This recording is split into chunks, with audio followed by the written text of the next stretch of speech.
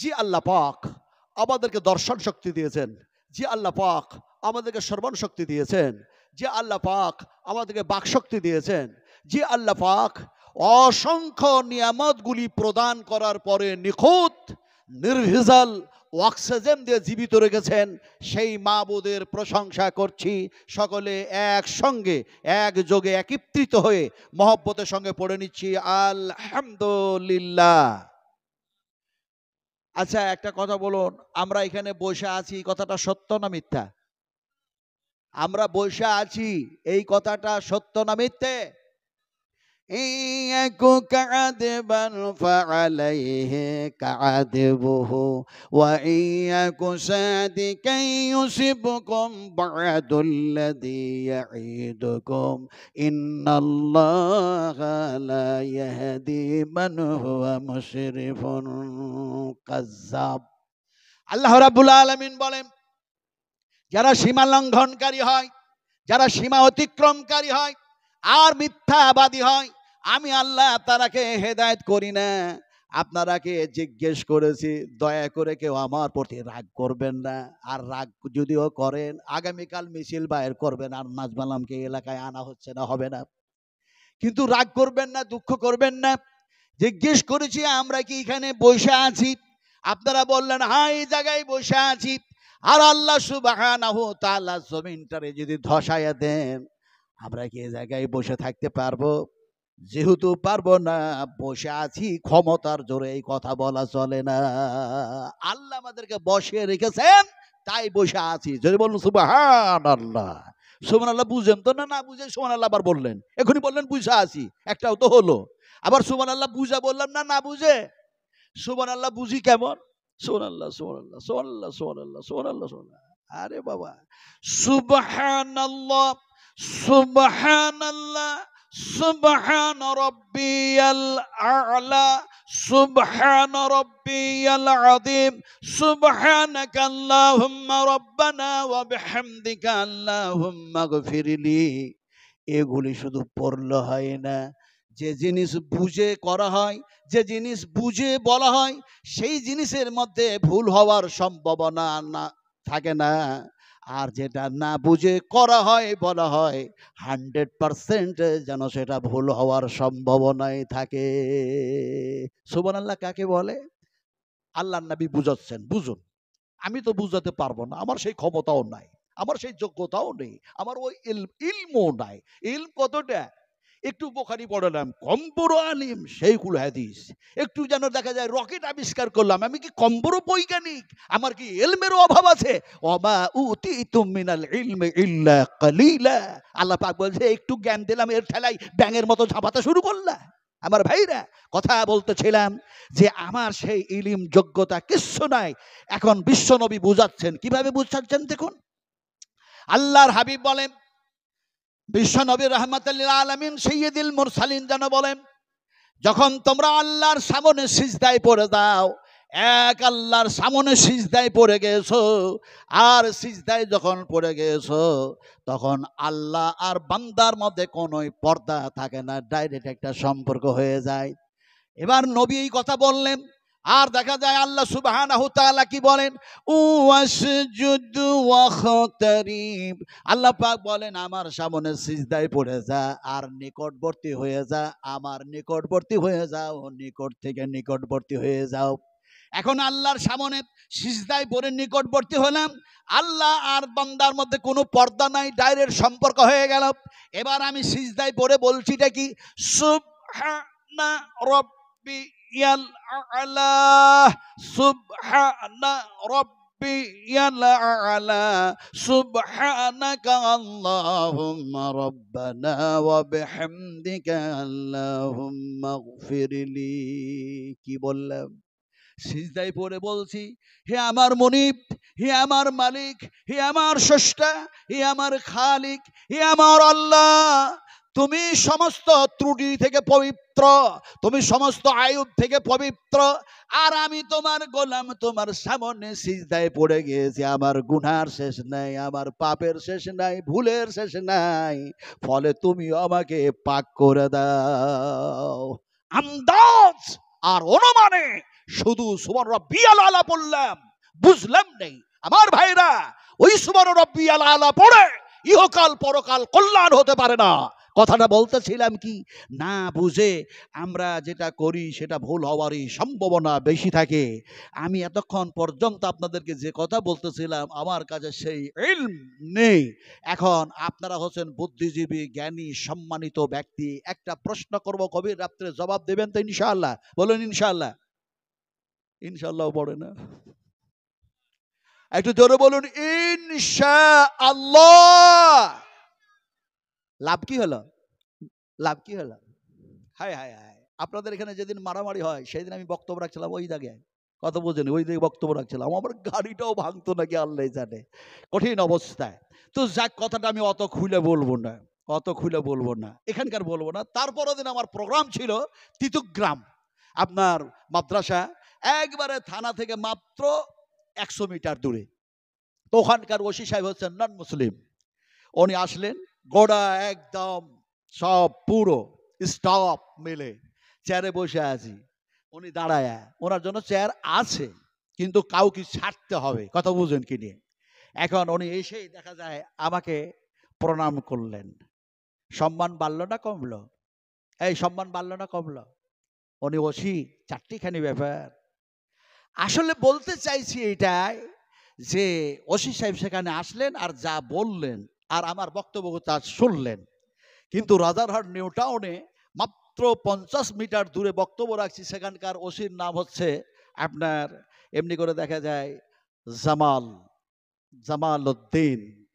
উনি বলছেন যে আপনি যতক্ষণ ধরে বক্তব্য শুরু করেছেন ততক্ষণ ধরে থানার মধ্যে আমাদের কাজ করতে বড্ড অসুবিধা হয়ে গেছে। বলে কি অসুবিধা হলো? সে বলছে বারবার গলার কণ্ঠস্বর আমাদের কানে ধাক্কা মারছে, আর যখন কথাগুলি বলছেন আমার মনে হচ্ছে এই কি ঝাড়খণ্ডের মানুষ এইভাবে বাংলা ভাষা প্রয়োগ করতেছে, এই কি ঝাড়খণ্ডের মানুষ? আমি আর থাকতে পারলাম না, সন্দেহ হলো, দেখি তো। আসলো, এসে বলল যে আপনি বলছেন ইনশাআল্লাহ, এই শব্দটা, এই কথাটা যারা বলে নেবে তাদের যেন সামনকার কাজ যত জটিল আর কঠিন হোক সেটা আল্লাহ সহজ করে দেবে। তো আমাদের থানাতে বসে বসে আসামি ধরা খুব কঠিন আর জটিল, ফলে থানাতে ইনশাআল্লাহ পড়বো, আসামি ধরা কি হয়ে যাবে? আমি বললাম শোনো, আগামীকাল বহরমপুর যাব, আগামীকাল যেন এমনি করে চাষ করব, আগামীকাল এই কাজ করব, সেই কাজ করব, এই কথা বলবো, ওই কথা বলবো। শুধু এই কথাটা কমপ্লিট নয়, এই কথা হলো আনকমপ্লিট, অসম্পূর্ণ কথা। রাসূল আকরাম সাল্লাল্লাহু আলাইহি সাল্লাম বলেছেন ইনশাআল্লাহ লাগায় নাও, কাজ যদিও জটিল হয় আল্লাহ সেটা সহজ করে দেবেন। উনি বলছেন কেমনে সহজ হয় আমাকে বুঝাতে হবে। আমি ওনারে বুঝালাম, হাজারো দলিল আছে, একটা ছোট্ট করে দলিল দিই, শোনো। একটি মানুষকে হত্যা করলো, মানুষটা নিহত হয়ে গেল, মৃত্যুবরণ করলো। এখন সেই মৃত্যু যিনি মানে করলেন, সেই মৃত্যুবরণ করার পর তার আত্মীয় স্বজন, তার রিলেটিভের মানুষেরা বলল সেই পিরিয়ডের, সেই জামানার সবচেয়ে বড় পয়গম্বর হযরত মূসাকে গেল, মূসা এইরকম ভাবে লোকটা হত্যা হয়েছে, ফলে এর আসামি ধরি কেমন করে? বললে এইভাবে একটা গরু দেখো, এই করো, সেই করো, হেন করো, তেন করো। এখন যত প্রশ্ন করে, জটিল থেকে জটিল, জটিল থেকে জটিল, জটিল থেকে জটিল, সেই ধরনের গরু খুঁজে পাচ্ছে না। শেষ পর্যন্ত তারা ইনশাআল্লাহ পড়েই ফেললো। আল্লাহ সুবহানাহু তাআলা সে কথাটাকে কোরআনের মধ্যে কোট করে দিয়েছেন। এখন দেখা যায় ইনশাআল্লাহ যদি না পড়তো তাহলে সেই ধরনের আসামি তারা ধরতেও পারতো না, খুঁজেও পেত, গায়ে খুঁজেও পেত না, গরু খুঁজেও পেত না, আর আসামি যেন ধরতেও পারতো না। আল্লাহ তাদের জন্য সেটা সহজ করে দিয়েছিল। উনি শেষ পর্যন্ত বললেন যে ইনশাআল্লাহ পড়লো, সেটা গাবি খুঁজা এবং আসামি ধরা সহজ হলো, কিন্তু থানাতে বসে ইনশাআল্লাহ পড়বো, এটা কেমন করে আসামি ধরা সহজ হবে এটা বলে দিন। আমি বললাম এটা কি আর খুচরো করা লাগে? ও ওসি সাহেব জি, আপনি যদি ঘুষ না খান, আপনি যদি সুদ না খান, আপনি যদি ইসলামের পক্ষে কথা বলেন, আপনি যদি তাওহীদের পক্ষে কথা বলেন, আপনি যদি কোরআনের পক্ষে কথা বলেন, আপনার আসামি ধরা আল্লাহ সহজ করে দেবে। এটা খুচরো করে দিলাম, কথা বুঝলেন কিনি? তা আপনারা ইনশাআল্লাহ পড়লেন, এটা কি পড়লেন? কথা বলুন, কি পড়লেন? তসবিহ না জিকির? এটা আল্লাহ পাকের ভাষা, এটা আল্লাহ পাকের যেন কথা। আল্লাহ যে কথাগুলি বলেছেন সেটা হলো কালাম, সেটা হলো কোরআন। বিশ্ব নবী যে কথাগুলি বলেছেন সেগুলো হলো হাদিস। আল্লাহ নবী মুহাম্মদ রাসূলুল্লাহ সাল্লাল্লাহু আলাইহি সাল্লামের কথাগুলি হাদিসে পরিণত হয়ে গেল। আর আল্লাহ সুবহানাহু তাআলা জিবরিল মারফতে ওহীর মাধ্যম দিয়ে নবীকে জানালেন, এমনি করে নাজিল করলেন, সেটা যেন কোরআনে পরিণত হয়ে গেল। এখন হলোটা কি? ইনশাআল্লাহ যতবার পড়বেন ততবার কোরআন তেলাওয়াত করা হয়ে যাবে, আর নেকিও পাওয়া যাবে। ওই সেন্সে, ওই আকীদায়, ওই ধ্যান, ওই ধারণায়, ওই মেজাজে, ওই মন মস্তিষ্ক নিয়ে যদি পড়ি, সহজ তো হবে, নেকিটাও হয়ে যাবে। যেমন কোরআনের এক জায়গায় বলা হয়, ইনশাআল্লাহু মিনাস সাবিরিন ফালাম্মা আসলামা ওয়া তাল্লাহু লিল জাবিন ওয়া নাদাইনাহু আইয়া ইব্রাহিম। আমার ভাইরা, আমি আসলে বলতে চাইছিলাম যে এই কোরআন, এই হাদিস আপনারা আজকে নতুন শুনছেন না এর আগে শুনেছেন? জবাব দেবেন, একটু জোরে কথা বলুন। আজকে নতুন শুনছি আমরা, না এর আগে শুনেছি? এর পূর্বেও শুনেছি আর এখনো শুনতেছি, কিন্তু শোনার পর আমাদের যে একটা পরিবর্তন আসা দরকার ছিল, সেই পরিবর্তন কি এসছে? কথা বলেন হ্যাঁ কি না? এসছে? আসে নাই। আসলো না কেন? না আসার কারণ কি? অনেক কারণ। কারণ এই যুগটা হচ্ছে যান্ত্রিক সভ্যতার যুগ, এই যুগটা হচ্ছে সায়েন্সের যুগ, এই যুগটা হচ্ছে বৈজ্ঞানিকের যুগ, এই যুগটা হচ্ছে কম্পিউটারের যুগ, এই যুগটা হচ্ছে মোবাইলের যুগ। আর আর অধিকাংশ মানুষের মোবাইলের উপরে ঈমান চলে গেছে। বলছে কি, মোবাইলে সব পাওয়া যায়, মোবাইলে সব অ্যান্সার পাওয়া যায়, মোবাইলে সব দেখতে পাওয়া যায়, মোবাইল সব দিয়ে দেয়, মোবাইলে সব আছে। मैं চ্যালেঞ্জ करता हूं, मैं চ্যালেঞ্জ करता हूं, মোবাইলে সব আছে। আমি বিশ্বাস করি না এক জর্রা রাই সরষার দানা পর বিশ্বাস করি না, সেই ঈমান আমার নাই। আমার ঈমান কোথায় আছে আপনাদের বলি। আজকে যারা বলছে যে মোবাইলে সব পাওয়া যায়, সব আছে, সব অ্যান্সার পাওয়া যাবে, তাহলে আমাকে মোবাইলে অ্যান্সার এক্ষুনি দেখায় দাও। কিয়ামতের মাঠে আল্লাহ আমার ডান হাতে আমল নামা দেবে না বাম হাতে আমল নামা দেবে, আমি এক্ষুনি দেখতে চাই। পারবে দেখাতে? যেহেতু পারবে না, সেহেতু ৭০,০০০ ইহুদি তারা দাজ্জালে পরিণত হবে। আর তারা মুসলমানদের ঈমান নষ্ট করার জন্য দেখা যায় এমনি করে যন্ত্র আবিষ্কার করে, অত্যন্ত কৌশলের সঙ্গে ঈমান নষ্ট করার জন্য এই সব যন্ত্রগুলি তাদের হাতে তুলে দিবে। তাদের ঈমান কোরআনের উপরে থাকবে না। হবে কি? এখন আল্লাহ পাক বলছেন, আপনারা কি বিরক্ত হচ্ছেন নাকি? আমি এর চাইতে ভালো ওয়াজ জানি না। কোরআন নাই, ও ওয়াজের মূল্যই নাই। আমি যে ওয়াজ করছি, আপনারাকে জিজ্ঞাসা না করলেও আল্লাহ জিজ্ঞেস করবেন, মা ইয়ালফিদু মিন কওলিন ইল্লা লাদাইহি রাকীবুন আতীদ। যে কথাগুলি বলেছিলি, সেই কথাগুলি কার বলেছিলি? কোথা থেকে বলেছিলি? বদমাশি আর দুষ্টামি কোথা থেকে বলেছিলি? এই প্রশ্ন যদি আমারে হয়, আমার বাঁচার উপায় থাকবে? কথা বলেন আপনারা, বাঁচার উপায় থাকবে? আপনাদের শোনাচ্ছি, আপনারা শুনুন।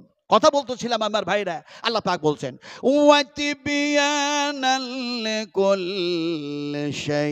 আল্লাহ পাক বলেন, আমি কোরআনের মধ্যে সমস্ত সবকিছু ঢুকাইয়া দিয়েছি। আমাদের ঈমান নষ্ট করার জন্য ইহুদিরা এই যন্ত্র আবিষ্কার করলো আর বললো এর মধ্যে সব আছে। বলো কোরআনে সব পাওয়া যাবে, এ কথা তোমরা বলা ছেড়ে দাও, ওই ঈমানটা থেকে তোমরা সরে আসো। তার মানে তোমরা কোরআনের উল্টা চলো। উল্টা ভাষা তো আমরা বুঝি না ভাই। আমি বলে ফেললাম উল্টা চলো, বিহারি মানুষ তো, বলে ফেললাম উল্টা। উল্টা আপনারা নিশ্চয়ই বুঝেন, কিন্তু উল্টার বিপরীত কি বলুন দেখি? হাইয়াকাল্লাহ, বারাকাল্লাহ, জাযাকুমুল্লাহ খাইরান জাযা, আহসানাল জাযা। আল্লাহুম্মা গফির খাতায়ে কাবীরানা, আল্লাহুম্মা গফির খাতায়ে সাগীরানা, আল্লাহুম্মা গফির খাতায়ে জাহিরিনা, আল্লাহুম্মা গফির খাতায়ে বাতিনা। আমি মুসাফির মানুষ, দোয়া দিয়ে দিলাম। কথাটা বলছিলাম কি, मुझे मंजूर नहीं है कि मैं तेरी शिकायत करूं, बात यही से बात निकल आती है तो मैं क्या करूं। কুলের কথা খুলে বলার ইচ্ছা করে না, একটি কথা বলতে গিয়ে আর একটা হাদিস মনে পড়ে যাচ্ছে, রিমোট নেই জিভা কন্ট্রোল করতে পারছি না। দোয়া, দোয়া শব্দটা বাইরে হয়ে গেল, আর ওখানে বাইরে হয়েছে বিপরীত, তার মানে সোজা বললেন। এখন কোনটা রওয়াজ করব আমি, কোনটা যে বয়ান করব? বয়ান, বয়ান এই শব্দটা কিন্তু আমার নয়, এই শব্দটা হচ্ছে আল্লাহ পাকের ভাষা। জোরে বলুন সুবহানাল্লাহ। কার ভাষা বলুন, একটু জোরে বলুন। আল্লাহ বলতে ভয় লাগছে নাকি? আরো জোরে বলুন, কার ভাষা? আল্লাহ বললেন এটা কি? হায় হায় হায়, বয়ানের শব্দ আল্লাহ পাকের ভাষা। কোরআনের মধ্যে এক জায়গায় এসেছে হাজা বায়ানুল লিন্নাস, এই কিতাবের মধ্যে আমি আল্লাহ বায়ান করলাম, আলোচনা করলাম বিশ্ব মানবের কল্যাণের জন্য। আল্লাহ বললেন। আল্লাহ কি? আল্লাহ আমার মুনিব, আল্লাহ আমার স্রষ্টা, আল্লাহ আমার খালিক, আল্লাহ আমার মালিক ইত্যাদি। কিন্তু আল্লাহ যখন বললেন তখন কোরআন তেলাওয়াত করা হয়ে গেল। তার মানে আপনি যেন বলছেন আল্লাহুল্লাযী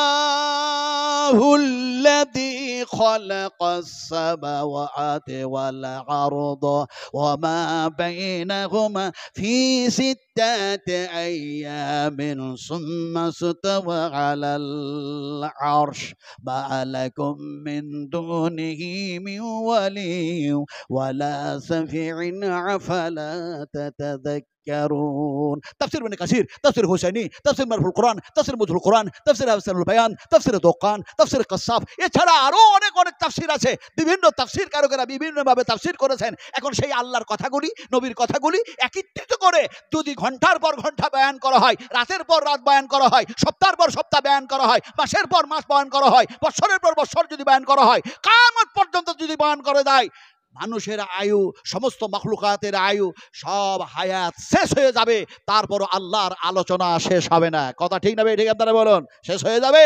কথাটা বলতেছিলাম কি, যে এখন দেখা যায় সোজা, উনি বললেন বিপরীতের উল্টা কি? সোজা। বিশ্বনবী সোজা বুঝাচ্ছেন। দেখুন, হাযা সিরাতুম মুস্তাকিম, আল্লাহ রাসূল একটা সিধা দাগ টানলেন, আর ডান দিকে বাম দিকে ছোট ছোট দাগ টানলেন, আর বললেন এই সিধা পথে যারা জীবন বাস্তবায়ন করবে তাদের গন্তব্যস্থল হবে বেহেশত। আর এই ডান দিকে বাম দিকে যত ছোট ছোট দাগ, এগুলি হচ্ছে শয়তানি পথ। এই দিয়ে যারা জীবন বাস্তবায়ন করবে তারা গুমরাহ, পথভ্রষ্ট, আর দেখা যায় তারা অন্ধকারের মাঝে জীবন কাটাবে। কথাটা বলতেছিলাম, এটা ছিল সোজা।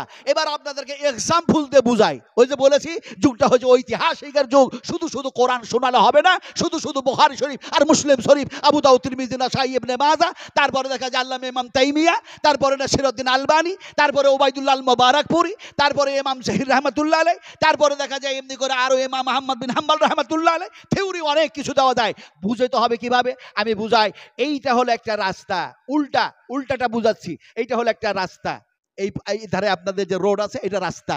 এই রোড দিয়ে একটা গাড়ি চলে যাচ্ছে, অথবা দাঁড়ায় আছে 22 চাকার একটা ট্রাক, অথবা 28 চাকার একটা ট্রাক, অথবা দেখা যায় এমনি করে 10 চাকার একটা ট্রাক দাঁড়ায় আছে। ট্রাকটাকে ধরে উল্টায়া দেন, ইঞ্জিনটা ওপর দিকে হয়ে গেল, চাকাগুলি ওপর দিকে হয়ে গেছে, বডিটা নিচু দিকে হয়ে গেছে।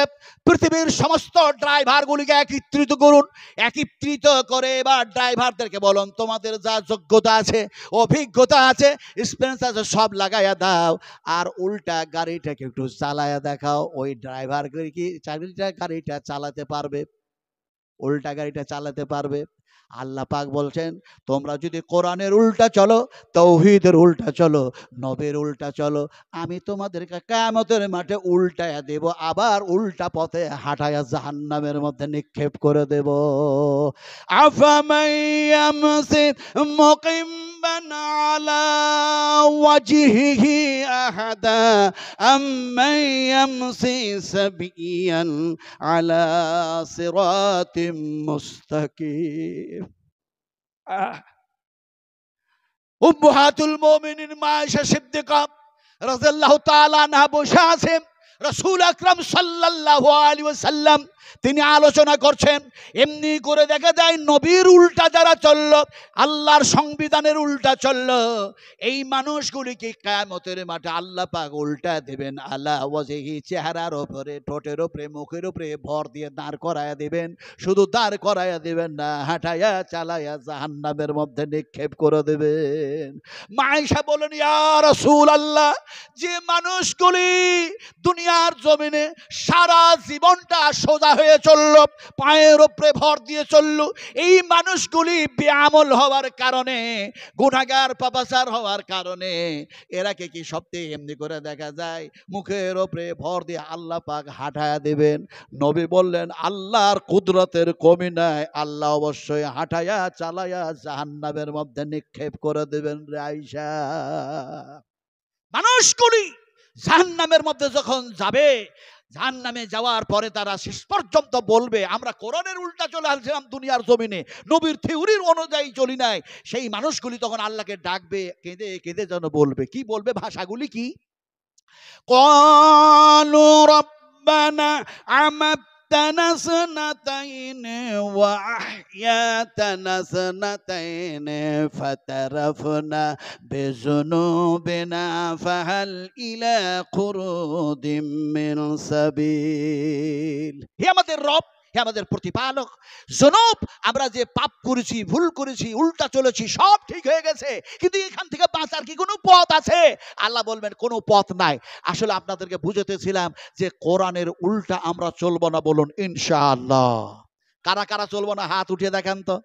আমি তো হাত উঠিয়ে দিলাম। কোরআনের প্রতি ঈমান না রাখলে ঈমান থাকে নাকি? একটু আরো হাত উঁচু করুন। এই সিধা করলে কি হবে? আর একটু সিধা করুন না, আর একটু উঁচু করুন। বলি নারায়ে তাকবীর। হাত উঠালেন, এখন বুঝে উঠালেন তো? মুফতি সাহেব তো জিজ্ঞাসা করতে পারে, কালকে হাত উঠালে কেন? এটা বেদাতি কাজ, এটা তো জিজ্ঞাসা করতে পারে। আচ্ছা, কোন মুফতি জিজ্ঞেস করলেন না, কোন শাইখুল হাদিস জিজ্ঞেস করলেন না, পৃথিবীর কোন মুহাদ্দিসের ওলামা জিজ্ঞেস করলেন না, মুহাদ্দিসরাও জিজ্ঞাসা করলেন না।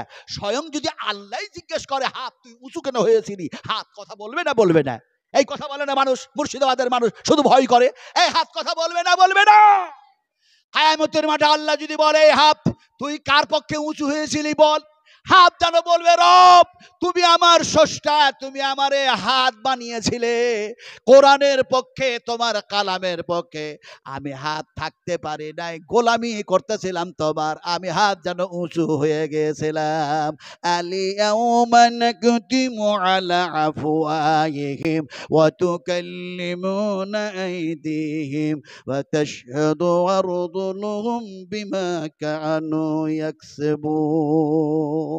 বিশ্বনবী একদিন হাত উঠালেন, সেই জায়গাটা আল্লাহ পাক দেখালেন। এই তো আপনার 3 জুলাই জিদ্দায় চাপলাম, আর 4 জুলাই আসলাম। এবার গরমের কারণ থেকে হোক আর আল্লাহর হুকুম, অবশ্যই দেখা যায় অনেক হাজি মারা গেছে, আমার লজেও মারা গেছে।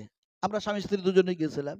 তো যে জায়গায় রাসূল হাত উঁচু করলেন, অনেক সমস্তগুলি জায়গা দেখার পরে যে জায়গায় গেছি, একটার পরে একটা হাদিস মনে পড়েছে, চোখ দিয়ে পানি ছড়িয়েছে আর কেঁদেছি। আহারে, আমার নবী যা বলেছেন এইখান থেকে তো সব কিছু বলেছেন।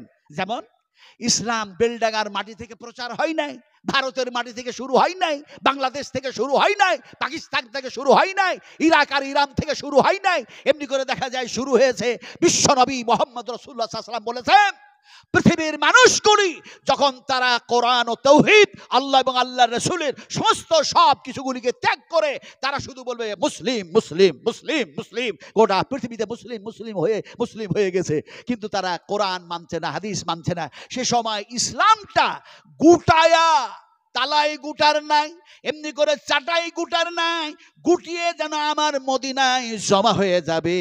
তালাইয়ের এক্সাম্পল আমি দিলাম, এমনি করে চাটাইয়ের এক্সাম্পল আমি দিলাম, কিন্তু বিশ্বনবী মুহাম্মদ রাসূলুল্লাহ সাল্লাল্লাহু আলাইহি ওয়াসাল্লাম বলেছেন, সাপ যেন দেখা যায় এমনি করে চড়াট করলো, তারপরে দেখা যায় সাপটা যেন দেখা যায় এমনি করে নিজের দরের মধ্যে ঢুকে গেল, গর্তের মধ্যে ঢুকে গেল। ইসলামটা ঠিক যেন দেখা যায় এ মদিনায় এসে আমি নবীর কাছে আবার জমা হয়ে যাবে। কথা বলতেছিলাম, সেই জায়গায় রাসূল আকরাম সাল্লাল্লাহু আলাইহি ওয়াসাল্লাম হাত উঁচু করলেন। কোথায়? আরাফাত, আরফা, জাবাল রহমত, সেই যেন বিশাল উঁচু পর্বত, যে জায়গায় রাসূল আকরাম সাল্লাল্লাহু আলাইহি সাল্লাম বক্তৃতা করেছিলেন, আজও সেই জায়গা যেন দেখা যায় বর্তমানে সেটা নিদর্শন বলে কায়েম করা হয়েছে। সেখানে উঠলেন, আরে এই জায়গায় রাসূল বক্তৃতা করেছিলেন না? এখন দেখা যায় বক্তৃতা করতে করতে রাসূলুল্লাহ সাল্লাল্লাহু আলাইহি সাল্লাম বলেছেন, ও আমার সাহাবীরা, ও আমার সাহাবায়ে কেরামেরা, এইটা হচ্ছে আমার জীবনের হয়তো শেষ হজ, হাজ্জাতুল বিদা, হাজ্জাতুল বিদা, হাজ্জাতুল বিদা, এটাই হয়তো আমার শেষ হজ। ফলে তোমাদের কাছ থেকে আমি সাক্ষী চাই, গবাহ তোমরা দাও। আল্লাহ পাক আমাকে নবুয়ত দিয়েছেন, কোরআন নাজিল করেছেন, ফলে দেখা যায় এমনি করে তোমাদের কাছে দিনটা, ইসলামটা আমি পৌঁছে দিতে পেরেছি কি পারি নাই, সাক্ষী দাও। সাহাবীরা বললেন, ইয়া রাসূলুল্লাহ, দিন ইসলাম আপনি পূর্ণভাবে আমাদের কাছে পৌঁছে দিয়েছেন, আমরা সাক্ষী দিয়ে দিলাম। রাসূল আকরাম সাল্লাল্লাহু আলাইহি ওয়াসাল্লাম সেই পর্বতের উপর থেকে হাত উঁচু করলেন আকাশের দিকে, আর আকাশের দিকে হাত উঁচু করে যেন বললেন, ইয়া রফিকুল আলা, ইয়া রফিকুল আলা, ইয়া রফিকুল আলা।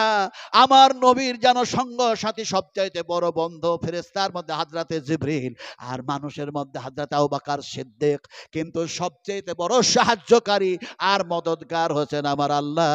তাই হাতটা উঁচু করে বললেন, বিশ্ব নবী, হে আল্লাহ, হে আল্লাহ, আপনি যে দায়িত্ব দেওয়া দিয়ে আমাকে এই জায়গায় মাবুস করেছেন পৃথিবীর মাটিতে, সেই দায়িত্ব আমি পালন করেছি। আপনার বান্দা বান্দীদের কাছে দিন ইসলাম যেন পৌঁছায় দিয়েছি, আপনি সাক্ষী থাকুন।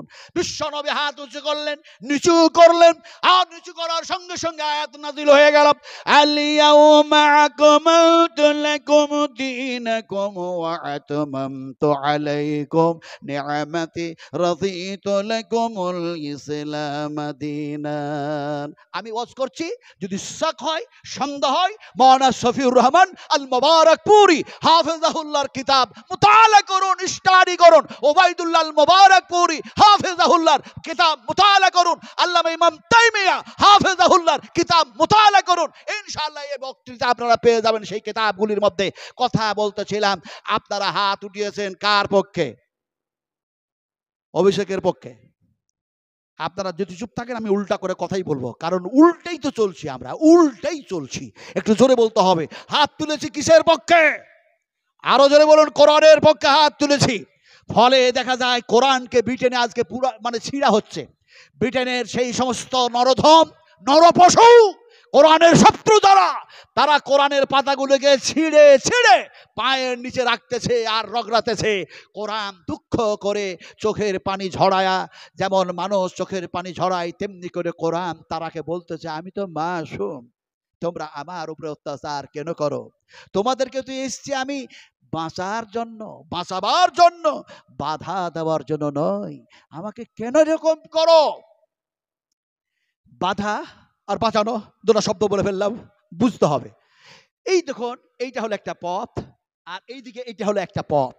এখন দুই পথে দুইটা মানুষ দাঁড়ায় আছে। একটা মানুষের হাতে তরবারি, আর একটা মানুষ সৈন্য হাত, আর সামন ধার থেকে একটা মানুষ আসছে।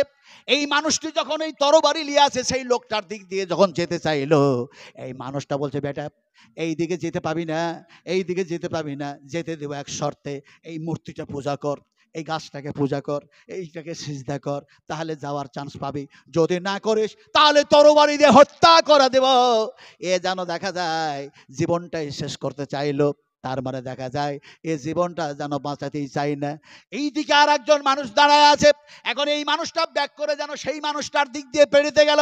ওই মানুষটা তরবারি নাই, লাঠি নাই, সোটা নাই, কিচ্ছু নাই, যেন অনয় বিনয় করে মানুষটা বলল, ভাই তুমি এই পথে যেও না, এই পথে আছে টাইগার, এই পথে আছে সিংহ, এই পথে আছে ভালুক, ফলে যেন তোমার জীবনের ক্ষতি হয়ে যাবে, খবরদার এই পথে যেও না। তোমারে অনয় বিনয় করি, খবরদার যেও না। কোরআন বলে, আমি মাসুম, তোরা এইদিকে অন্যায় পথে যাস না, জাহান্নামে চলে যাবি। বাঁচার কথা বলি, তারপরও কেন আমারে ছিঁড়িস, আর তোরা যেন পায়ের তলায় রাখিস। পৃথিবীর সমস্ত শত্রুরা যদি কোরআনের পাতাগুলিকে ছিঁড়ে ছিঁড়ে সমস্ত কোরআনগুলিকে আগুনে পুড়ায়া শেষ করে দেয়, তাহলে কি কোরআন শেষ হয়ে যাবে? বেলডাঙ্গার মানুষ জোরে কথা বলতে হবে, শেষ হবে। আরো জোরে বলুন, শেষ হবে। শেষ হবে না, তার কারণ কি? ইন্না নাহনু নাযালনা যিকরা ওয়া ইন্না লাহু লাহাফিজুন। আল্লাহ পাক বলেন এই কোরআনের হেফাজত আমি করতে চেয়েছি, কোরআন নাজিল করলাম আমি, আর কোরআনের হেফাজত করব আমি আল্লাহ। এই কোরআন আমরা এর আগেও শুনেছি আর এখনো শুনছি, কিন্তু আমাদের পরিবর্তন নেই কেন? কারণ অনেক বুঝাতে গিয়ে অনেক কিছু বলে ফেললাম, কিন্তু জবাবটা আপনাদের দেওয়া হয় নাই। জবাবটা দিচ্ছি, এবার শুনুন কেন আমাদের পরিবর্তন নাই। এক্সাম্পল দিয়ে বুঝাই। একটা ফ্যাট মানুষ, একটা মোটা মানুষ, দয়া করে কোনো মোটা মানুষ যদি কেউ থাকেন এখানে তাহলে দুঃখ করবেন না, কারণ আমি আপনার কয়েকদিন আগে বক্তব্য রাখছিলাম মেদিনীপুর ঘাটাল ঈশ্বরচন্দ্র বিদ্যাসাগরের একেবারে বাড়ির সংলগ্ন, এখন বাড়ি নাই, কলেজ স্কুলে পরিণত হয়ে গেছে। তারপরে ক্ষুদিরামের যে জায়গায় ফাঁসি সেটাও দেখলাম, কথাটা বলতে গেলাম, সেখানে ওয়াজ করতে গেছি। তো যিনি আমার দাওয়াত করেছেন তিনি নিজেই মোটা মানুষ। তো উনি মঞ্চে ছিলেন, উনি যেন বলছেন হুজুর, আপনার হুজুর টুজুর করলে দুঃখ করেন না, উনি বলছেন হুজুর আপনি আর কোনো মানুষকে দিয়ে এক্সাম্পল শুরু করতে পারলেন না, আমি মোটা মানুষ আপনাকে দাওয়াত দিয়েছি আর আপনার আপনার চোখটা আমার উপরেই পড়লো। যার জন্য আজকে ক্ষমা চেয়ে নিচ্ছি যে কেউ মোটা মানুষ থাকলে দুঃখ পাবেন না, কিন্তু এক্সাম্পলটা আমি দিচ্ছি। এখন দেখা যায় এক ফ্যাট মানুষ, এক মোটা মানুষ, তার উঠতে বসতে চলতে ফিরতে সদা সর্বদাই সর্বকাজে খুব কষ্টকর। এখন এক ডাক্তারের কাছে গেছে, গিয়ে বললো স্যার স্যার আমি হ্যাভি ফ্যাট হয়ে গেছি, আমি মোটা হয়ে গেছি, আমার শরীরের পরিবর্তন কিভাবে আসবে ঔষধটাও দেন আর কিছু সাজেশনটাও দেন। এখন দেখা যায় ডাক্তার তার বক্তব্য শুনে বলল তুমি খাবার কি খাও যে এত মোটা হয়েছো, খাবার কি খাও? আপনাদেরকে জিজ্ঞেস করতে চাই, খাবার খেয়েছেন কোন হাতে? কথা বলে না, সত্য কথা বলুন, সত্য কথা। ডান হাতে খেয়েছেন তো না বাঁ হাতে? তাহলে সবাই জোরে বলছেন না কেন সত্য কথাটা? কোন হাতে খেয়েছে? মিথ্যা কথা, মিথ্যা কথা। আমরা সবাই বললাম ডান হাতে খেয়েছি। এখন আপনাদেরকে মিথ্যা প্রমাণ করার জন্য কিভাবে বলবো? কোরআনের আয়াত দিব, তারপরে আগে এক্সাম্পল দিয়ে দিই। এমনি করে যদি দেখা যায় ডান হাতে খাবার যদি খেয়ে থাকি, সত্য কথা বলেছেন, কিন্তু এই ডান হাতটাকে আল্লাহ যদি প্যারালাইসিসে পরিণত করে দেন তাহলে খাবেন? চ্যালেঞ্জ করছেন আল্লাহর সঙ্গে, বাম হাতে খাবো। বাম হাতটাকেও যেন প্যারালাইসিসে পরিণত করে দেওয়া হলো, বলে এবার কে খাওয়াবে? বলে স্ত্রী খাওয়াবে, মা খাওয়াবে, বাবা খাওয়াবে, home minister, prime minister, chief minister খাওয়াবে, দেশের মানুষ খাওয়াবে, গ্রামের মানুষ খাওয়াবে, গোটা পৃথিবীর সমস্ত নর আর নারীগুলিকে আল্লাহ পঙ্গ করে দিলেন, প্যারালাইসিসে পরিণত করে দিলেন।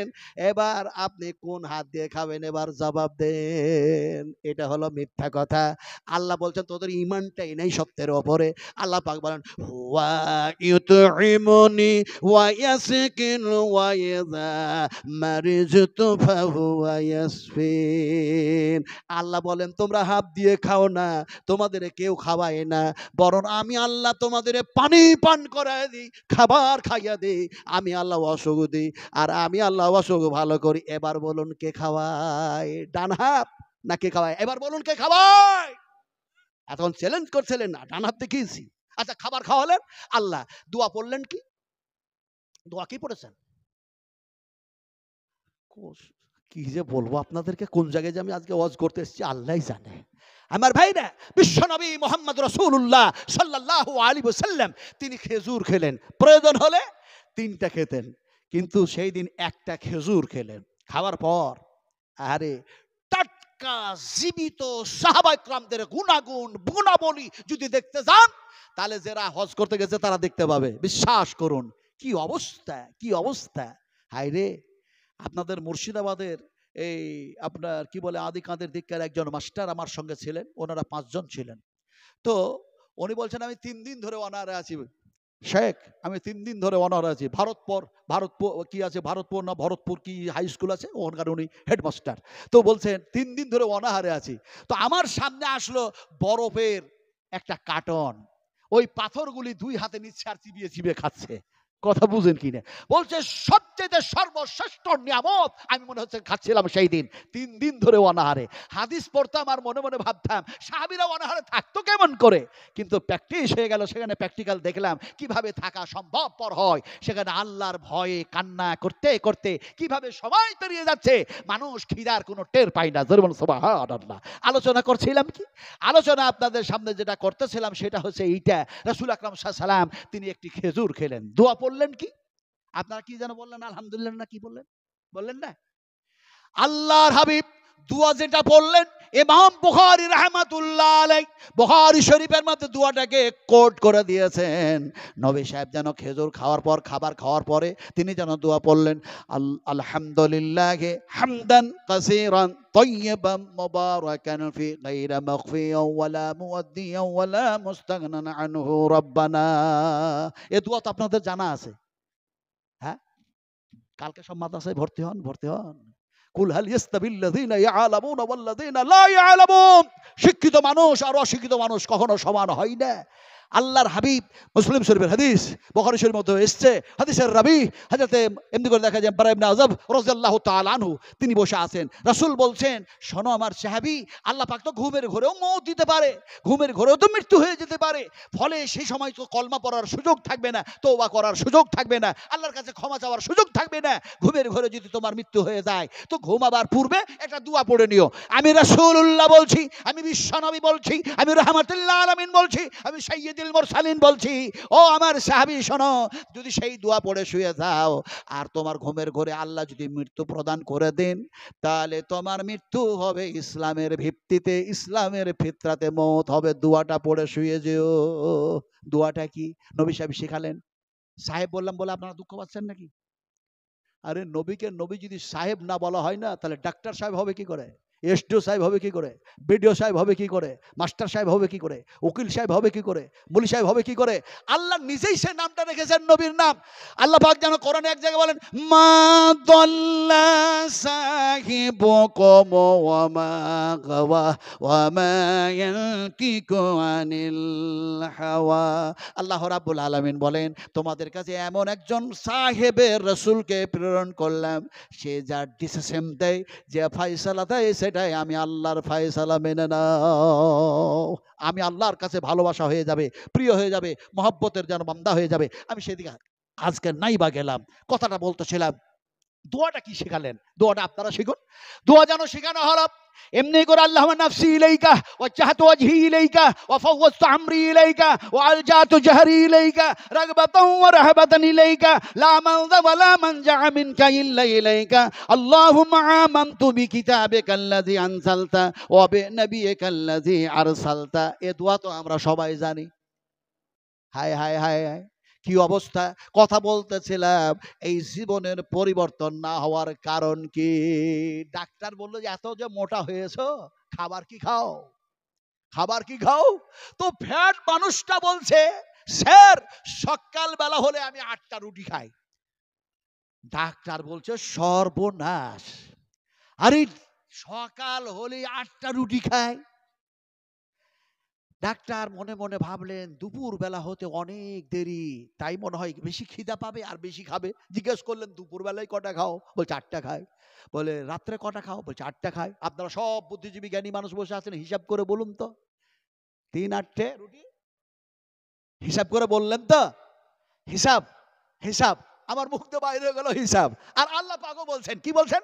আলিয়াউমা তুদা কুল্লু নাফসিন বিমা কাসাবাত লা যুলমাল ইয়াউম ইন্নাল্লাহা সারিউল হিসাব। কি খেয়েছো, কোথা থেকে ইনকাম করেছো, কিভাবে চলেছো, হিসাব লাগবে না লাগবে না মিয়া? এই হিসাব লাগবে না লাগবে না? আমি পারছি না অত বুঝাতে ভাই। এই এত গভীর রাত্রে বুড়ো মানুষটাকে, 70 বছরের বুড়ো, ওসমান গনি সাহেব, রিয়াজুল সাহেব, কি বলে আব্দুল আউয়াল, এরা তো তখন একেবারে তোলবা। আমি যখন ওয়াজ করছি মুসলিম রহমানী সাহেবের সঙ্গে, যখন হোসেন সালফি সাহেবের সঙ্গে, যখন দেখা যায় আইনুল বাড়ি আলিয়াবির সঙ্গে, যখন মুখতার রহমান নাদভির সঙ্গে, কত কথা বলবো। তার মধ্যে আল্লাহ পাক আমাকে রেখেছে। যাক, কথা বলতেছিলাম, তো কথা বলতেছিলাম কি, আপনাদেরকে যে কথাটা বলতেছিলাম সব ওয়াজ করতে পারবো না আজকে, ইনশাআল্লাহ। ইনশাআল্লাহ আল্লাহ পাক কখনো যদি নিয়ে আসে আর মূল্যবান সময় যদি আনা হয়, যথাযথভাবে আলোচনা করব, শুধু করব না, আমল করার চেষ্টা করব। বলুন ইনশাআল্লাহ। আলোচনা কি করছিলাম? এখন দেখা যায় আপনারা হিসাব করে বললেন কটা রুটি বললেন যেন? 24টে। ডাক্তার বললেন তুমি 24টা রুটি খাও তো? বলেছি হ্যাঁ। তো ডাক্তার বললেন তোমাকে ঔষধ দিব, পরামর্শ দিচ্ছি সর্বপ্রথম খাবারের অঙ্কটা কমায় দাও। স্যার খাবো কটা আর কমাবো কটা? ডাক্তার বললেন 24টার মধ্যে 12টা খাও আর 12টা বাদ দাও।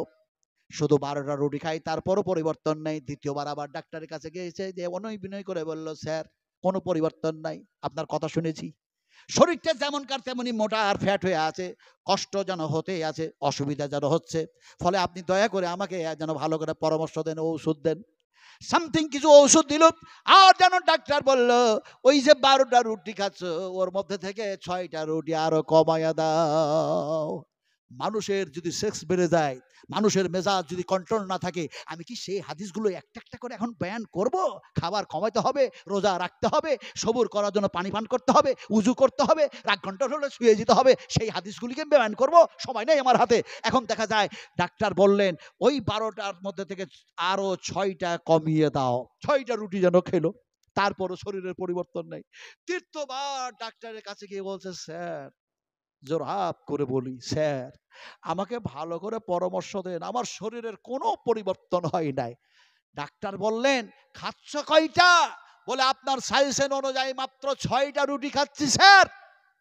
ডাক্তার বলে, সত্য কথা বলো, সত্য কথা। আমাদের দেশে একজন কি প্রাইম মিনিস্টার আছে, প্রধানমন্ত্রী, ওর নামটা কি ভালো জানো? হ্যাঁ, আমি ওটা বলবো না। কেটলিওয়ালা, হ্যাঁ কেটলিওয়ালা, চাওয়ালা, চাওয়ালা, চাওয়ালা, হায় হায় হায়। এই এক সময় বলছে হাতের তালি বাজাও, হাতের তালি বাজাও, থালি বাজাও, করোনা থেকে বেঁচে যাবে। বলছে ভ্যাকসিন নিয়ে নাও, রোগ থেকে বেঁচে যাবে। এত বড় খ্যাপা, হাই রে খ্যাপা। হ্যাঁ, খ্যাপা ভাষা বুঝেন তো ভাই আপনারা?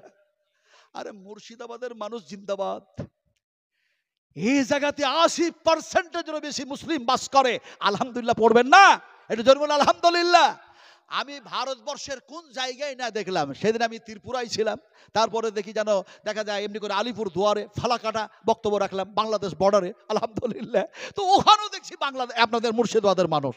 আমি মসজিদ খুঁজছি, নমাজ পড়বো, তো দেখছি একজন ফেরিওয়ালা সাইকেল চালাচ্ছে। আমাকে দেখে কিন্তু নামে পড়েছে, এই জব্বরটাপা দেখে ও নেমে পড়েছে। আদব আছে দেখলাম, ইন্নাকা লাআলা খুলুকিন আযীম।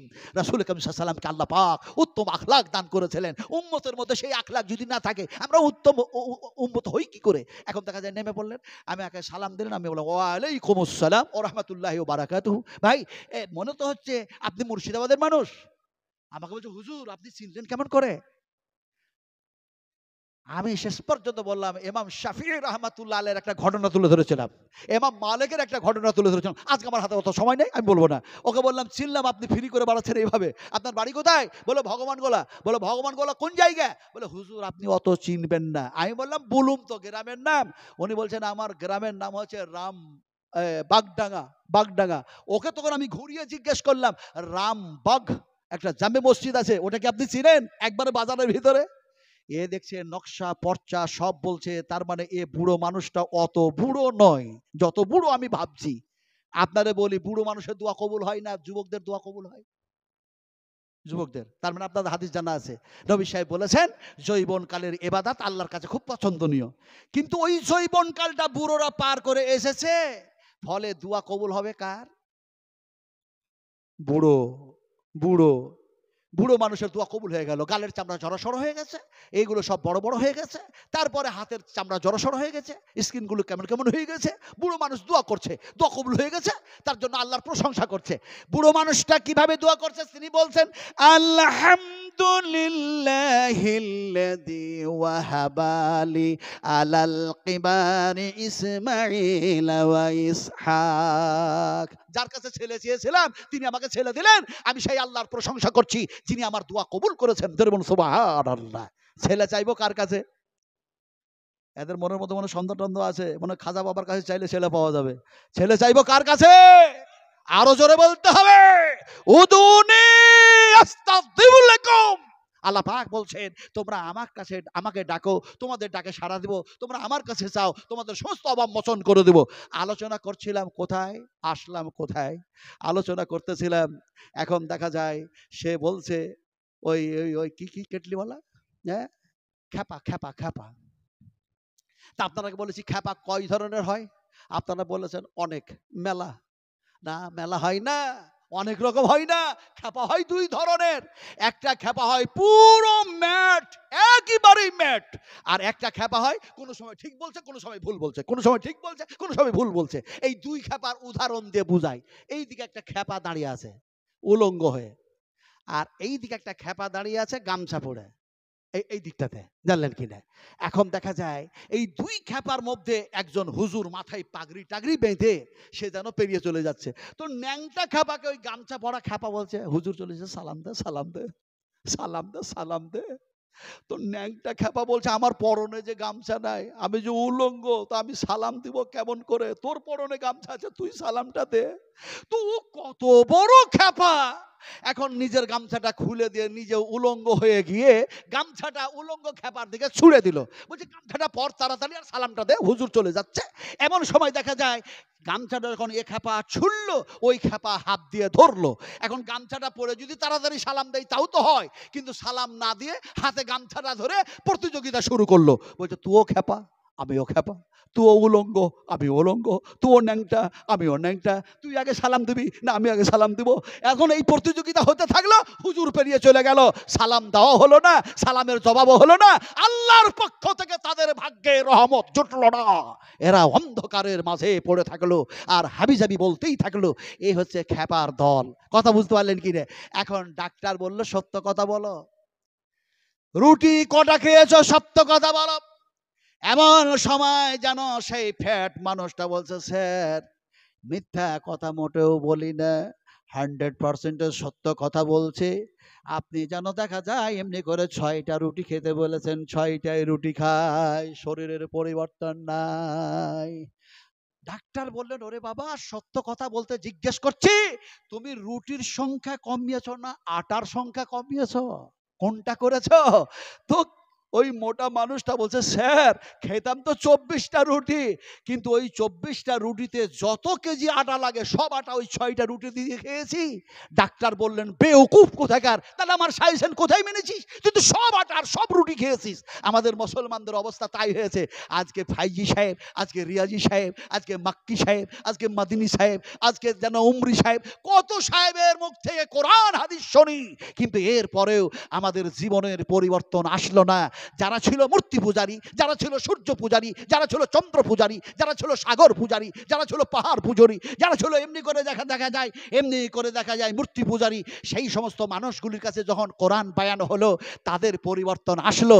আজকে যদি তাদের মতো আমরাও শোনার পরে আমল করতাম, তাহলে হযরত ওমর রাদিয়াল্লাহু তাআলা আনহু, হযরত আবু বকর সিদ্দিক, হযরত আবু তালহা, হযরত আবু দারদা, হযরত আবু হুরায়রা, হযরত আব্দুর রহমান বিন আউফ ইত্যাদি ইত্যাদি সাহাবায়ে কেরামদের মতো আমাদেরও ঈমান তৈরি হতো, আমাদেরও এক পরিবর্তন আসতো। কিন্তু পরিবর্তন আসছে না, আমরা শুধু বলছি আর আমরা শুনছি, আমরা সেইভাবে কামা হক্কাহু সেইভাবে আমল করছি না। কথা ঠিক না বেঠিক? আপনারা জবাব দেন, কথা ঠিক না বেঠিক? আমার ভাইরা, সোনা টুরেরা, কথা বলতেছিলাম আপনাদের সামনে, বিশ্ব মানবের কল্যাণের জন্য সর্বশ্রেষ্ঠ একটা কিতাব নাজিল করা হলো। কিতাবের নাম কি বলুন? কোরআন। এই যে এনারা পাগড়ি পেলেন, এনারা সব হাফিজে কোরআন না আলিম? আলিম। আলহামদুলিল্লাহ সুম্মা আলহামদুলিল্লাহ। এই মাসেরই আমি যেন কয় তারিখে, এই এক সপ্তাহ হয় নাই, 4-5 দিন হচ্ছে, আমি দক্ষিণ 24 পরগনার একটা জায়গায় ছিলাম, চটা বলে একটা জায়গা। সেখান থেকে সারা ভারতবর্ষকে এই আপনার জিন্সের প্যান্ট যত তৈরি হচ্ছে ওখানে হচ্ছে। তো ওখানে মাদ্রাসায় আপনার পাগড়ি দেওয়া হলো, 20 জন কোরআনের হাফিজ। আল্লাহু আকবার। তো 20 জন কোরআনের হাফিজের মাথায় পাগড়ি দিতে দিতে আপনারা লক্ষ্য করেছেন নিশ্চয় যে আমি যখন পাগড়ি বাঁধি খুব একটু তাড়াতাড়ি, কথা বুঝেন কিনা? আলহামদুলিল্লাহ সুম্মা আলহামদুলিল্লাহ। আমার মাথাতেও যদি বাঁধি অসুবিধা হয় না, আর তাদের মাথাতেও বাঁধলেও অসুবিধা হয় না, একটা প্র্যাকটিস হয়ে গেছে, অভ্যাস হয়ে গেছে। তো যাক, কথা বললাম কি, 20 জন কোরআনের হাফিজের মাথায় পাগড়ি বাঁধা হলো। একজন আপনাদের মুফতি নাজমুল হক বলে কে যেন আছেন মুর্শিদাবাদে, উনি বললেন আমাকে যে, শেখ আপনি যদি না থাকতেন বড্ড আমার কষ্ট হতো আজকে এতগুলো ছেলের মাথায় পাগড়ি বাঁধতে। তো যাক, খুব সুন্দরভাবে হয়ে গেছে। কথাটা বলতেছিলাম যে সেখানে যেন দেখা যায় কোরআনের হাফিজ তৈরি হলো 20 জন। আজকে আমার এই মাদ্রাসা থেকে, বেলডাঙ্গা এই যেন মাদ্রাসা থেকে ছেলে যেন এমনি করে তৈরি হয়েছে আলিম। আল্লাহ পাক তারাকে সেই কোরআনের ইলম দান করেছেন। বিশ্বনবী মুহাম্মদ রাসূলুল্লাহ সাল্লাল্লাহু আলাইহি সাল্লামের সেই হাদিস তাদের জেহেনের মধ্যে, তাদের সিনার মধ্যে, তাদের মেমোরির মধ্যে আল্লাহ পাক ঢুকায়া দিয়েছেন। এখন সেই আলেমগুলি হলো কয়জন জানো? কয়জন হলো? 5 জন হলো। আবার 6 জন, 4 জন হলো। আলহামদুলিল্লাহ, 4 জন যেন আলিম হলো। এই আলেমগুলি এক সময় দেখা যায় মা ছেড়েছে, বাবা ছেড়েছে, জন্মভূমি ছেড়েছে, সবগুলিকে ত্যাগ করে দিয়ে বিশ্বনবীর মহব্বতে তারা যেন এই মাদ্রাসায় এসে তারা কোরআন এবং হাদিস শিখলো। সেই সমস্ত ওস্তাদদের কাছে, যে সমস্ত শেখরা এখানে বসে আছেন, আলহামদুলিল্লাহ, আল্লাহ পাক এই মাদ্রাসার ওস্তাদদের, শিক্ষকদের হায়াতকে আল্লাহ বাড়ায়া দেখ। আল্লাহ পাক এই মাদ্রাসার কমিটি সদস্য যিনারা আছেন, আল্লাহ পাক তাদেরকে মেহনতকে কবুল করে নেকে। আল্লাহুম্মা আমিন। আমার ভাইরা, আমার খুব দুঃখ হয়, আমার খুব কষ্ট হয়। একটা এমন সময় গেছে যে সময় দেখা যায় খাবার পাওয়া যায় নাই, অথচ হাদিস সংগ্রহ করার জন্য দেখা যায় ছেলেরা পড়াশোনা করেছে। যেমন আমার জামানায় আমরা খাবার ঠিক মতো পাই নাই, পোকা দেওয়া ভাত খেতাম, পোকা দেওয়া ভাত, খিদার চোটে। কথা বলতেছিলাম যে এক সময় দেখা যায় ইমাম বুখারী রাহমাতুল্লাহ আলাইহি, আহারে ইমাম বুখারী রাহমাতুল্লাহ আলাইহি তিনি দেখা যায় সাথীদেরকে সঙ্গে করে নিয়ে যেন চলছেন, সাথীদেরকে সঙ্গে করে নিয়ে চলছেন। খিদার তাড়নায় যেন দেখা যায় এমন যেন পেতাব হয়ে পড়েছেন। কিন্তু কেউ যেন দেখা যায় বেয়াদবি করে হোক, চাই ইচ্ছাকৃত হোক, চাই অনিচ্ছাকৃত হোক, যেন দেখা যায় মাথার উপরে ছাই ফেললো। সেই ছাই পড়ার সাথে সাথে তিনি বললেন আলহামদুলিল্লাহ। অন্য সাথীরা যেন বললেন এইরকম ভাবে আপনার যেন শরীর উপরে ছাই ফেলা হলো আর আপনি আল্লাহর প্রশংসা করেন। তিনি বললেন এই জন্যই করলাম, পেটে একদিকে খিদা, অন্যদিকে দেখা যায় নবীর হাদিস সংগ্রহ করার ইচ্ছা। এমনি করে ছাই যদি ফেলেছে, এই ছাইয়ের মধ্যে যদি আগুন থাকতো, অগ্নি থাকতো, তাহলে আমার শরীরের ক্ষতি হয়ে যেত। যে ক্ষতি থেকে আল্লাহ পাক বাঁচিয়েছেন, তাই যেন আল্লাহর প্রশংসা করলাম।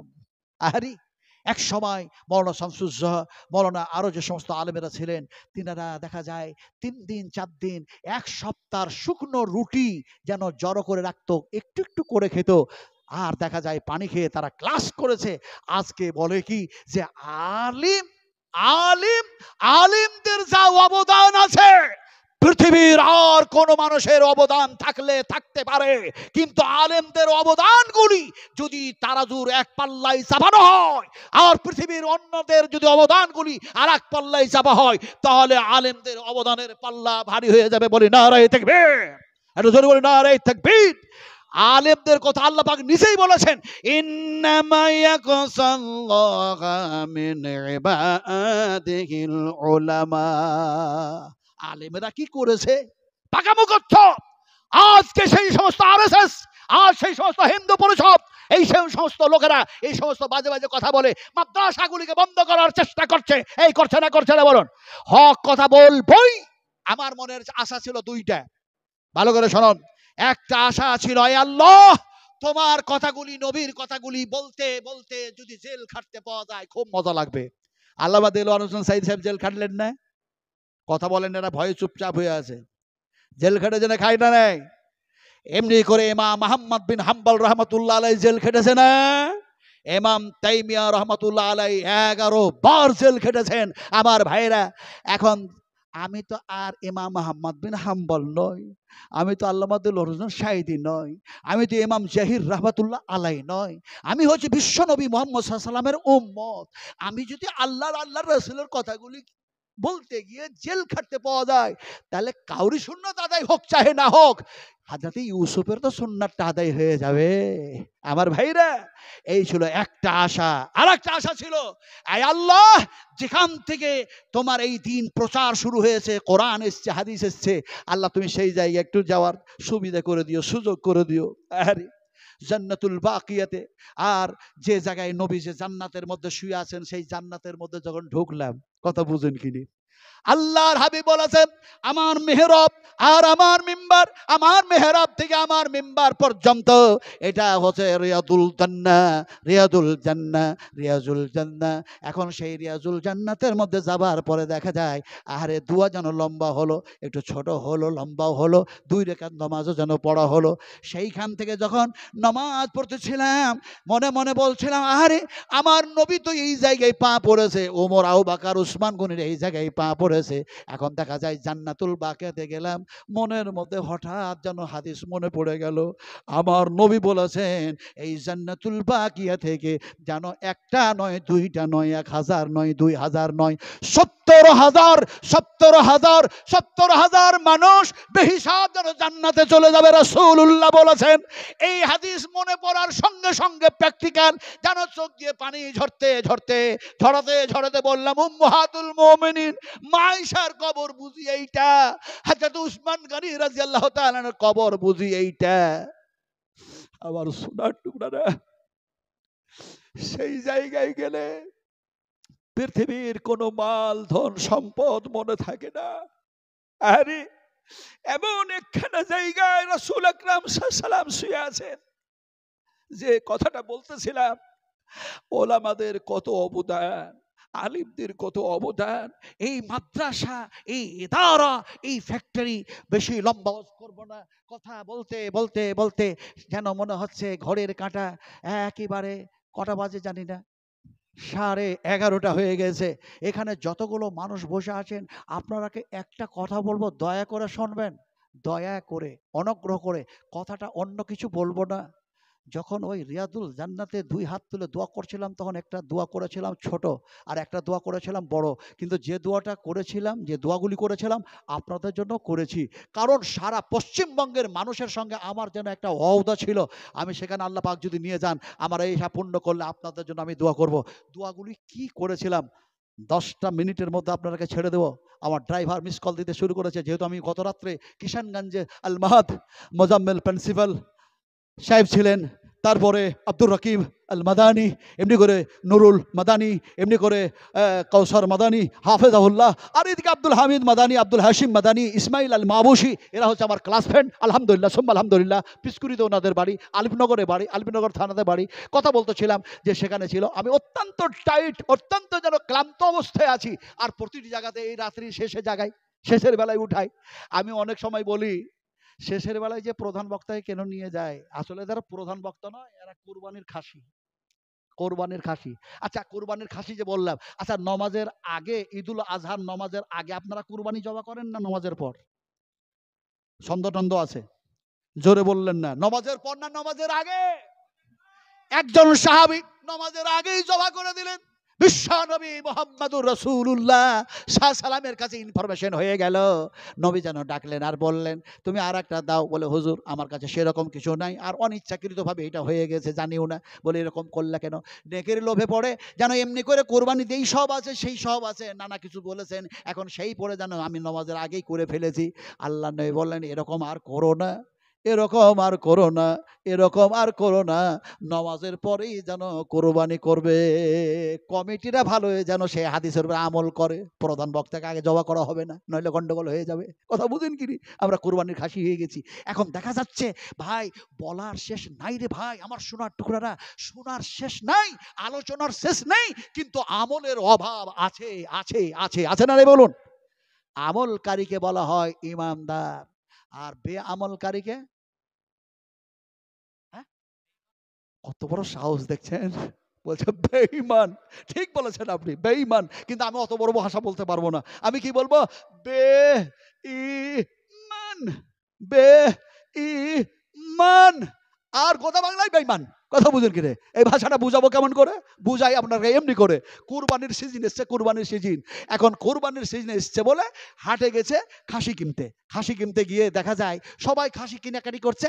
একজন যেন পুঁজিপতি মানুষ, ধনার্থ ব্যক্তি, পুঁজিপতি ব্যক্তি, সে যেন গেছে হাটে যাওয়ার পরে বলছে, ভাই এই খাসির দাম কত? বলে 1,25,000 টাকা। শেষ পর্যন্ত খাসিটা বিক্রি হলো না, ফিরে যায়। একটা লোক বলল, তোর খাসি কি বিক্রি হয় নাই ভাই? বলে, না বিক্রি হয় নাই। বলে, এই শোন, 50% তোর টাকা, 50% আমার টাকা, তোর খাসি 1,25,000 বিক্রি করব, তুই কিন্তু আমাকে 50% টাকা দিবি, আগে বল। বলছে, হ্যাঁ দেবো, চলো। চলে গেছে হাটে। যাওয়ার পরে এখন দেখা যায় দড়িলে দাঁড়িয়ে আছে আর বলছে 1,25,000, 1,25,000, 1,25,000। অন্যান্য পাইকাররা বলছে, তোর খাসি তো বিক্রি হয় না, হবেও না। কিন্তু এক পুঁজিপতি গিয়ে বলছে, ভাই তোমার 1,25,000 টাকা খাসির দাম, তো খাসির মধ্যে গুণ কি আছে বলো? গুণ কি আছে? গুণ না থাকলে তো খাসি 1,25,000 কিনবো কেন?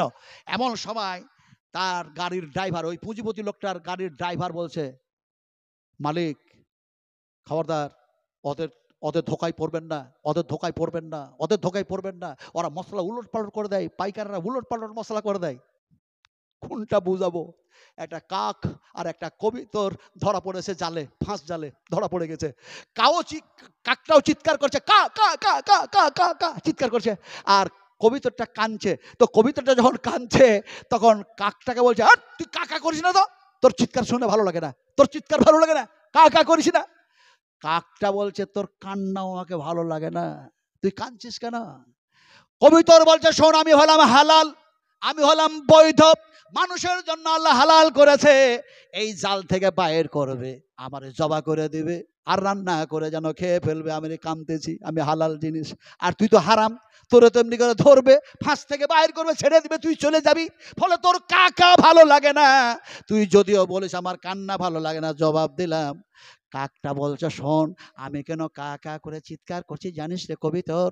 তোর গোস্ত যদিও হালাল হয়, মানুষের জন্য বৈধ হয়, আর আমার গোস্তটা যদিও হারাম হয়, তারপর আমি কান্না কেন করি শোনিস? ওই আলেমদের জন্য কান্না করছি, যে আলেমেরা কোন সময় ফতোয়া দিয়ে যেন কাকের গোস্তাও হালাল করে দিবে। আজ চলছে না ফতোয়া, চলছে না, চলছে না। এখন দেখা যায় খাসির মধ্যে কি গুণ আছে যে তুমি 1,25,000 টাকা দাম চাইছো? তো খাসি যে বিক্রি করতেছে, ও বলছে আমার খাসির মধ্যে সবচেয়ে উত্তম গুণ হচ্ছে এইটা, খাসির ওপরে যে চাপবে মক্কা শরীফ আর মদিনা শরীফ দেখতে পাবে। বলে সর্বনাশ, আরে 10 লাখ খরচা হচ্ছে, 5 লাখ খরচা হচ্ছে, 1 লক্ষ টাকা উমরাতে খরচা হচ্ছে, আর খাসির ওপরে চাপলেই মক্কা আর মদিনা দেখতে পাওয়া যাবে। এমন সময় খাসিওয়ালা বলছে, চেপে দেখো, দিয়ে খাসি নাও, আমার কথা শুনে নিও না, দেখতে পেলে কিনবে না তো কিনো না। এখন দেখা যায় ওই পুঁজিপতি লোকটা বলছে, আমি কি চাপবো? তো আমার ওই কর্মচারীটাকে চাপে, তো ড্রাইভারটাকে চাপলে দেখতো মসজিদে নববিয়া দেখতে পাওয়া যাচ্ছে কিনা, আর বাইতুল হারাম দেখতে পাওয়া যাচ্ছে কিনা দেখতো। এখন কর্মচারীটা চেপেছে খাসির উপরে একটা পা দিয়ে বলছে, আল্লাহু আকবার, আল্লাহু আকবার। তো বলছে, কি হলো?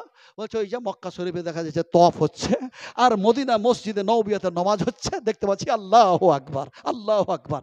এখন ও নামলো, নামার পরে খাসিওয়ালা বলছে, কর্মচারীর কথা শুনে আপনি বিশ্বাস করেন না, আপনি নিজে মালিক, আপনি নিজে টাকা দিবেন, কুরবানি দিবেন, নিজের হাতে জবা করবেন, আপনি নিজে চেপে দেখেন।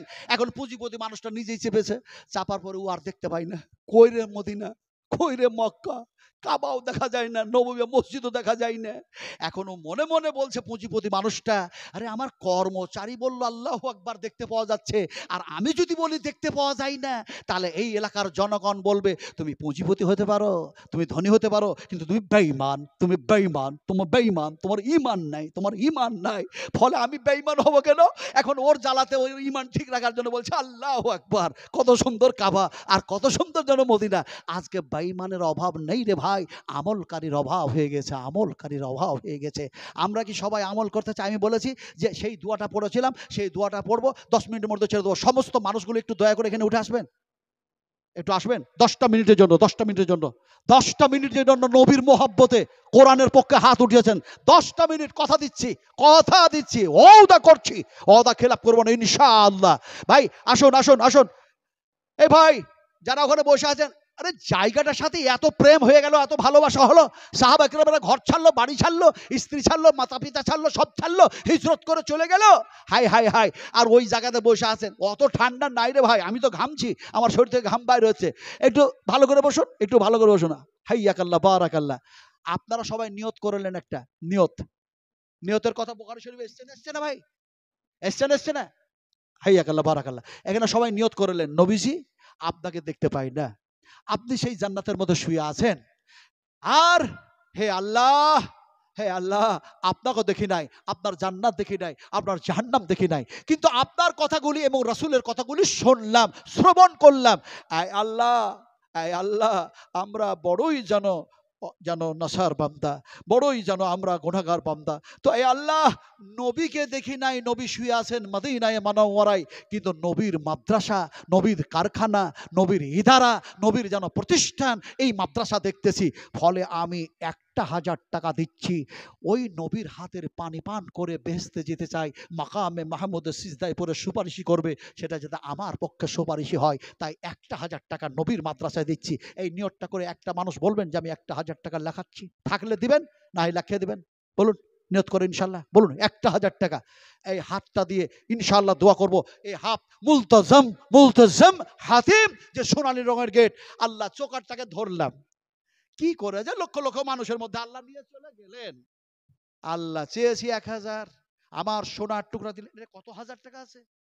আহারে আল্লাহ পাক বলেন কোরআনুল কারীমের মধ্যে, ওয়ামা ইয়াতাযাক্কারু ইল্লা উলুল আলবাব, জ্ঞানী মানুষ হয় তারা, জ্ঞানী মানুষ হয় তারা। এই দেখেন এটা আবার কত হাজার টাকা আছে, এটা গুনার জন্য, হ্যাঁ 7,000, 7,500 রেখে দেন। আর এইটা কত আছে, কত হাজার, এইটা আবার কার কি মাথা গরম হলো। হাই রে, সোনার দাম এত বেশি, সোনার দাম এত বেশি, গলা থেকে খুলে সোনা দিয়ে বটে, যে চাঁদের উপর নয় রে ভাই। আরে এই সোনার মালা, এটা 1,000, আর একটা যেন এখানে 1,000, আর একটা যেন 1,000, এই টাকাগুলো ধরুন। আলহামদুলিল্লাহ, একটা চেয়েছি আপনারা দিয়েছেন, অনেকজন দিয়েছে, এটা আবার কত হাজার আছে দেখুন, একটু দেখুন এটা কত হাজার আছে, আলহামদুলিল্লাহ। এখন দেখা যায়, এই দেখা যায় এমনি করে আরো যেন এখানে এসছে যেন 1,500 টাকা, 2,000 টাকা। আয় আল্লাহ, কি হয় তোমার বান্দারা যেন এমনি করে, নবীজি বললেন ওয়াশারিউ ইলা মাগফিরাতিম মির রাব্বিকুম, এটা 7,000, আবার 7,500, এটাও 7,500, দেখুন আলহামদুলিল্লাহ, আরো যেন দিয়েছে, আরো যেন দিয়েছে, আল্লাহ তুমি কবুল করে নাও। এমনি করে ওয়াশারিউ ইলা মাগফিরাতিম ربكم وجنات عرضها السماوات والأرض أعدت للمتقين। এই ওয়াজ যখন চলছে, বিশ্বনবী যখন বলছেন, সেই সময় একজন সাহাবী, একজন যুবক, তিনি বলছেন ফাইনানা ফাইনানা ফাইনানা, বুখারী শরীফের ইবারত, বুখারী শরীফের ইবারত, তিনি বলছেন ফাইনানা ফাইনানা ইয়া রাসূলুল্লাহ, হে আল্লাহর রাসূল, আল্লাহর রহমতের দিকে, মাগফিরাতের দিকে তাড়াতাড়ি করে যখন ডাকা হয়েছে, আর জান্নাতটা যখন জমিন ও আকাশের চাইতে বেশি প্রশস্ত, তাহলে পারে সেই জান্নাতে যাবার জন্য আমি ফাইনানা ইয়া রাসূলুল্লাহ, যদি শহীদ হয়ে মারা যায় আমি যাব কোথায়? রাসূল আকরাম সাল্লাল্লাহু আলাইহি ওয়াসাল্লামের মুখ দিয়ে বাইর হয়ে গেল ক্বালা ফিল জান্নাহ, নবী বললেন জান্নাতের মধ্যে চলে যাবে। যুবকটা বাদাম খাচ্ছিল, খুরমা খাচ্ছিল, ছুঁড়ে ফেলে দিল, জিহাদের ময়দানে গেল আর শহীদ হয়ে গেল। নবীজি 70 জন সাহাবীকে যে জায়গায় তীর আন্দাজকারীকে দাঁড় করে রেখেছিলেন, নবীর কপালে এখানে লেগে যে মাথার যে কোনাটা, লোহার কোনাটা ঢুকে গিয়েছিল, দিয়ে নবী করতে করতে যে জায়গায় পড়েছিলেন, তারপরে ওই 70 জন যে সাহাবী তীর আন্দাজকারীরা দাঁড়িয়েছিল, সেই রাস্তা তো আল্লাহ পাক পা গুলি দিয়ে হাঁটা করালো, দেখলাম উহুদ পাহাড়ে চাপলাম। বিশ্ব নবীর চাচা হযরত হামজা রাদিয়াল্লাহু তাআলা আনহু, এখনো জায়গাটা ফাঁকা হয়ে আছে, চতুর্দিকে পর্বত আছে, উহুদের পাহাড়ে চেপে দেখি যে জায়গায় লড়াইটা হয়েছিল ভাই, ফাঁকা যেন হয়ে আছে, কিন্তু আমার হামজা যে জায়গায় শহীদ হয়েছেন সেই জায়গা ফাঁকা নাই, ওখানে বিশাল বড় একটা মসজিদ কায়েম হয়েছে, মসজিদের নাম দেওয়া হয়েছে মসজিদে হামজা। আমি কত কথা বলবো, তো বলতে বলতে বলতে দেখা যায় সোনার যেন গলার, যেন দেখা যায় গলা থেকে গলায় যেন সোনা। আল্লাহু আকবার, কোন মাঝে দিয়েছে। আরে আল্লাহ, তুমি উম্মাহাতুল মুমিনিন মা আয়েশার সঙ্গে, মা হাফসার সঙ্গে, মা ফাতেমার সঙ্গে, মা খুদাইজার সঙ্গে, আল্লাহ তুমি এই তোমার পেয়ারা বান্দিকে জান্নাতের মধ্যে তাদের সঙ্গে তুমি প্রবেশ করাইয়া দিও। উদখুলুহা উদখুলুহা উদখুলুহা বিসালামিন আমিন, প্রবেশ করো, এখানে যে শান্তি। এই মালাটার 1 ভরি ওজন, এখন 1 ভরি সোনার দাম প্রায় যেন 80,000 টাকা। আচ্ছা বলুন, আপনাদের কাছে কি আমি 80,000 টাকা চেয়েছিলাম? আপনাদের কাছে কি আমি 7,000 7,500 চেয়েছিলাম? আমি কি চেয়েছিলাম? বলেছিলাম 1,000 টাকা দিন, নিয়ত করতে বলেছিলাম এইটা। এখন দিলেন যেন দেখা যায় 80,000, কেউ 7,500 7,500 করে, 2,000 2,000 1,000 করে, এটাকে দিল যেন ডাক্তার আব্দুল হক।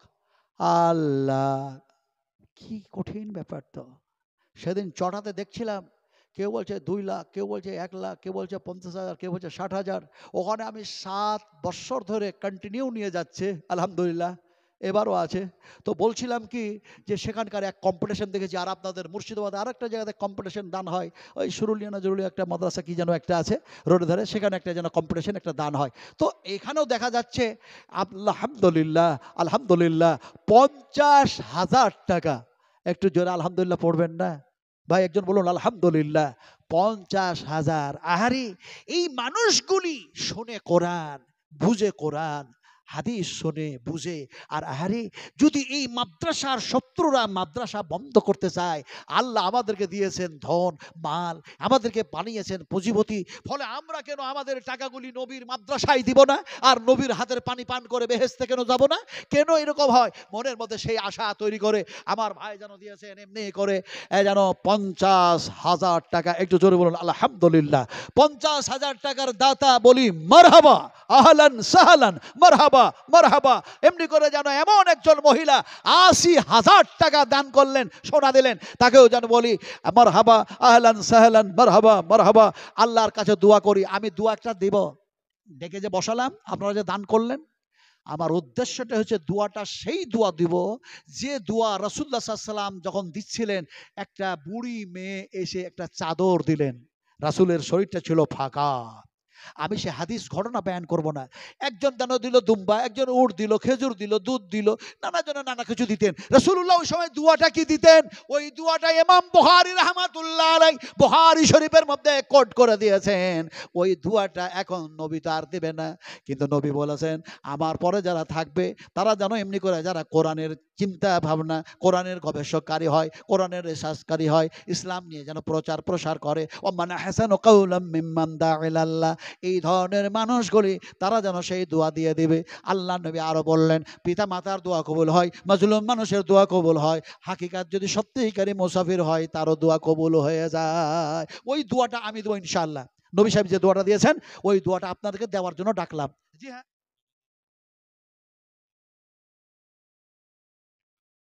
আল্লাহ, আমাদের এখানকার কমিটির ক্যাশিয়ার, তিনি যেন দিচ্ছেন 1,00,000 টাকা। জোরে বলি নারায়ে তাকবীর, আরো জোরে বলি নারায়ে তাকবীর। আচ্ছা, আল্লাহু আকবার। 1,15,000।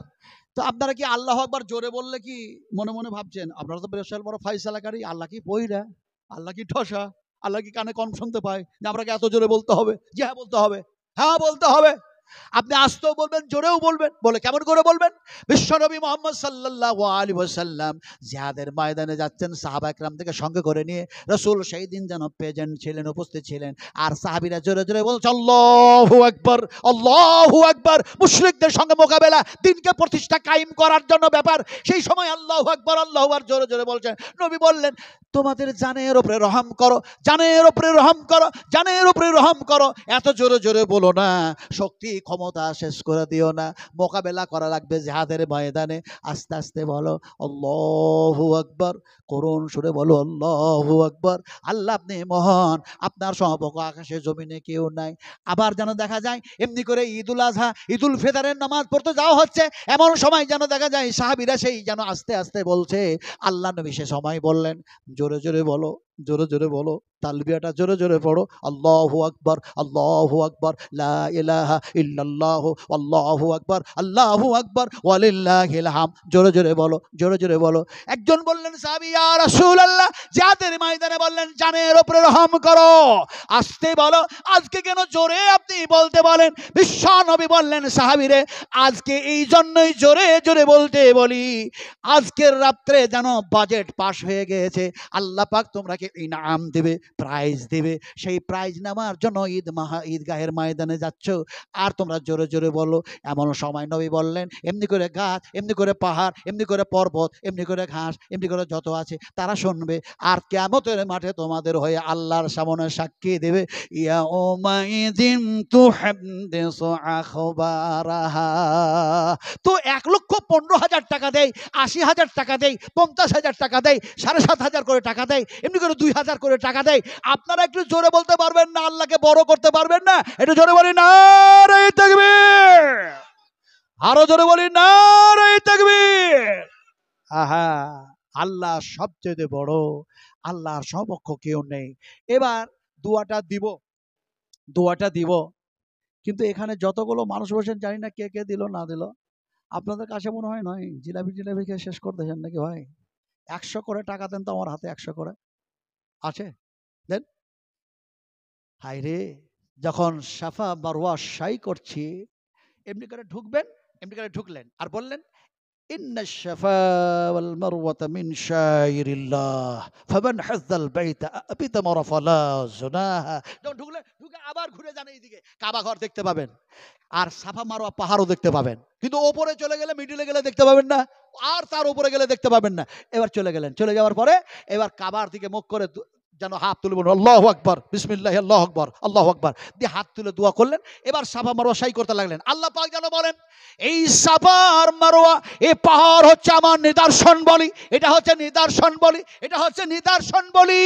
ফলে যেন এর মধ্যে যারা সাফা মারওয়া সাই করে, আল্লাহ পাক বলছেন এরাকে আমি নিষ্পাপী বানায়া দিই। এমনি করে দেখা যায়, আলহামদুলিল্লাহ, এমনি করে দেখা যায়, জানে এমনি করে দেখা যায় যে এই মানুষগুলি যখন এমনি করে দরাদরি ছোটাছুটি সাফা মারওয়া সাই করলো, ঠিক যেমন একটা বাচ্চা আজকে জন্ম নেয়, কোনো গুনাহ থাকে না, পাপ থাকে না, সেই ধরনের সেই মানুষটাও যেন এমনি করে নিষ্পাপী হয়ে যায়। আল্লাহ পাক আমি যাকে নিষ্পাপী করে দিই, গুনাহগুলি খণ্ডন করে দিই। মাফ করার মালিক, একটু জোরে বলেন না কথা, মাফ করার মালিক আর ক্ষমা করার মালিক যদি আল্লাহ হয়, সাজা দেওয়ার মালিক কে? আস্তে করে বললেন কেন?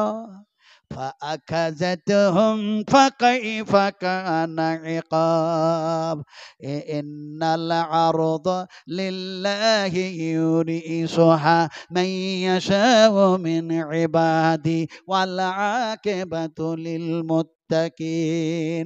আমি এই আয়াতগুলির পারলাম না সাই নজরুল বয়ান করতে, সময় নাই। ঘড়ির কাঁটা যেন 12টা বাজতে যাচ্ছে।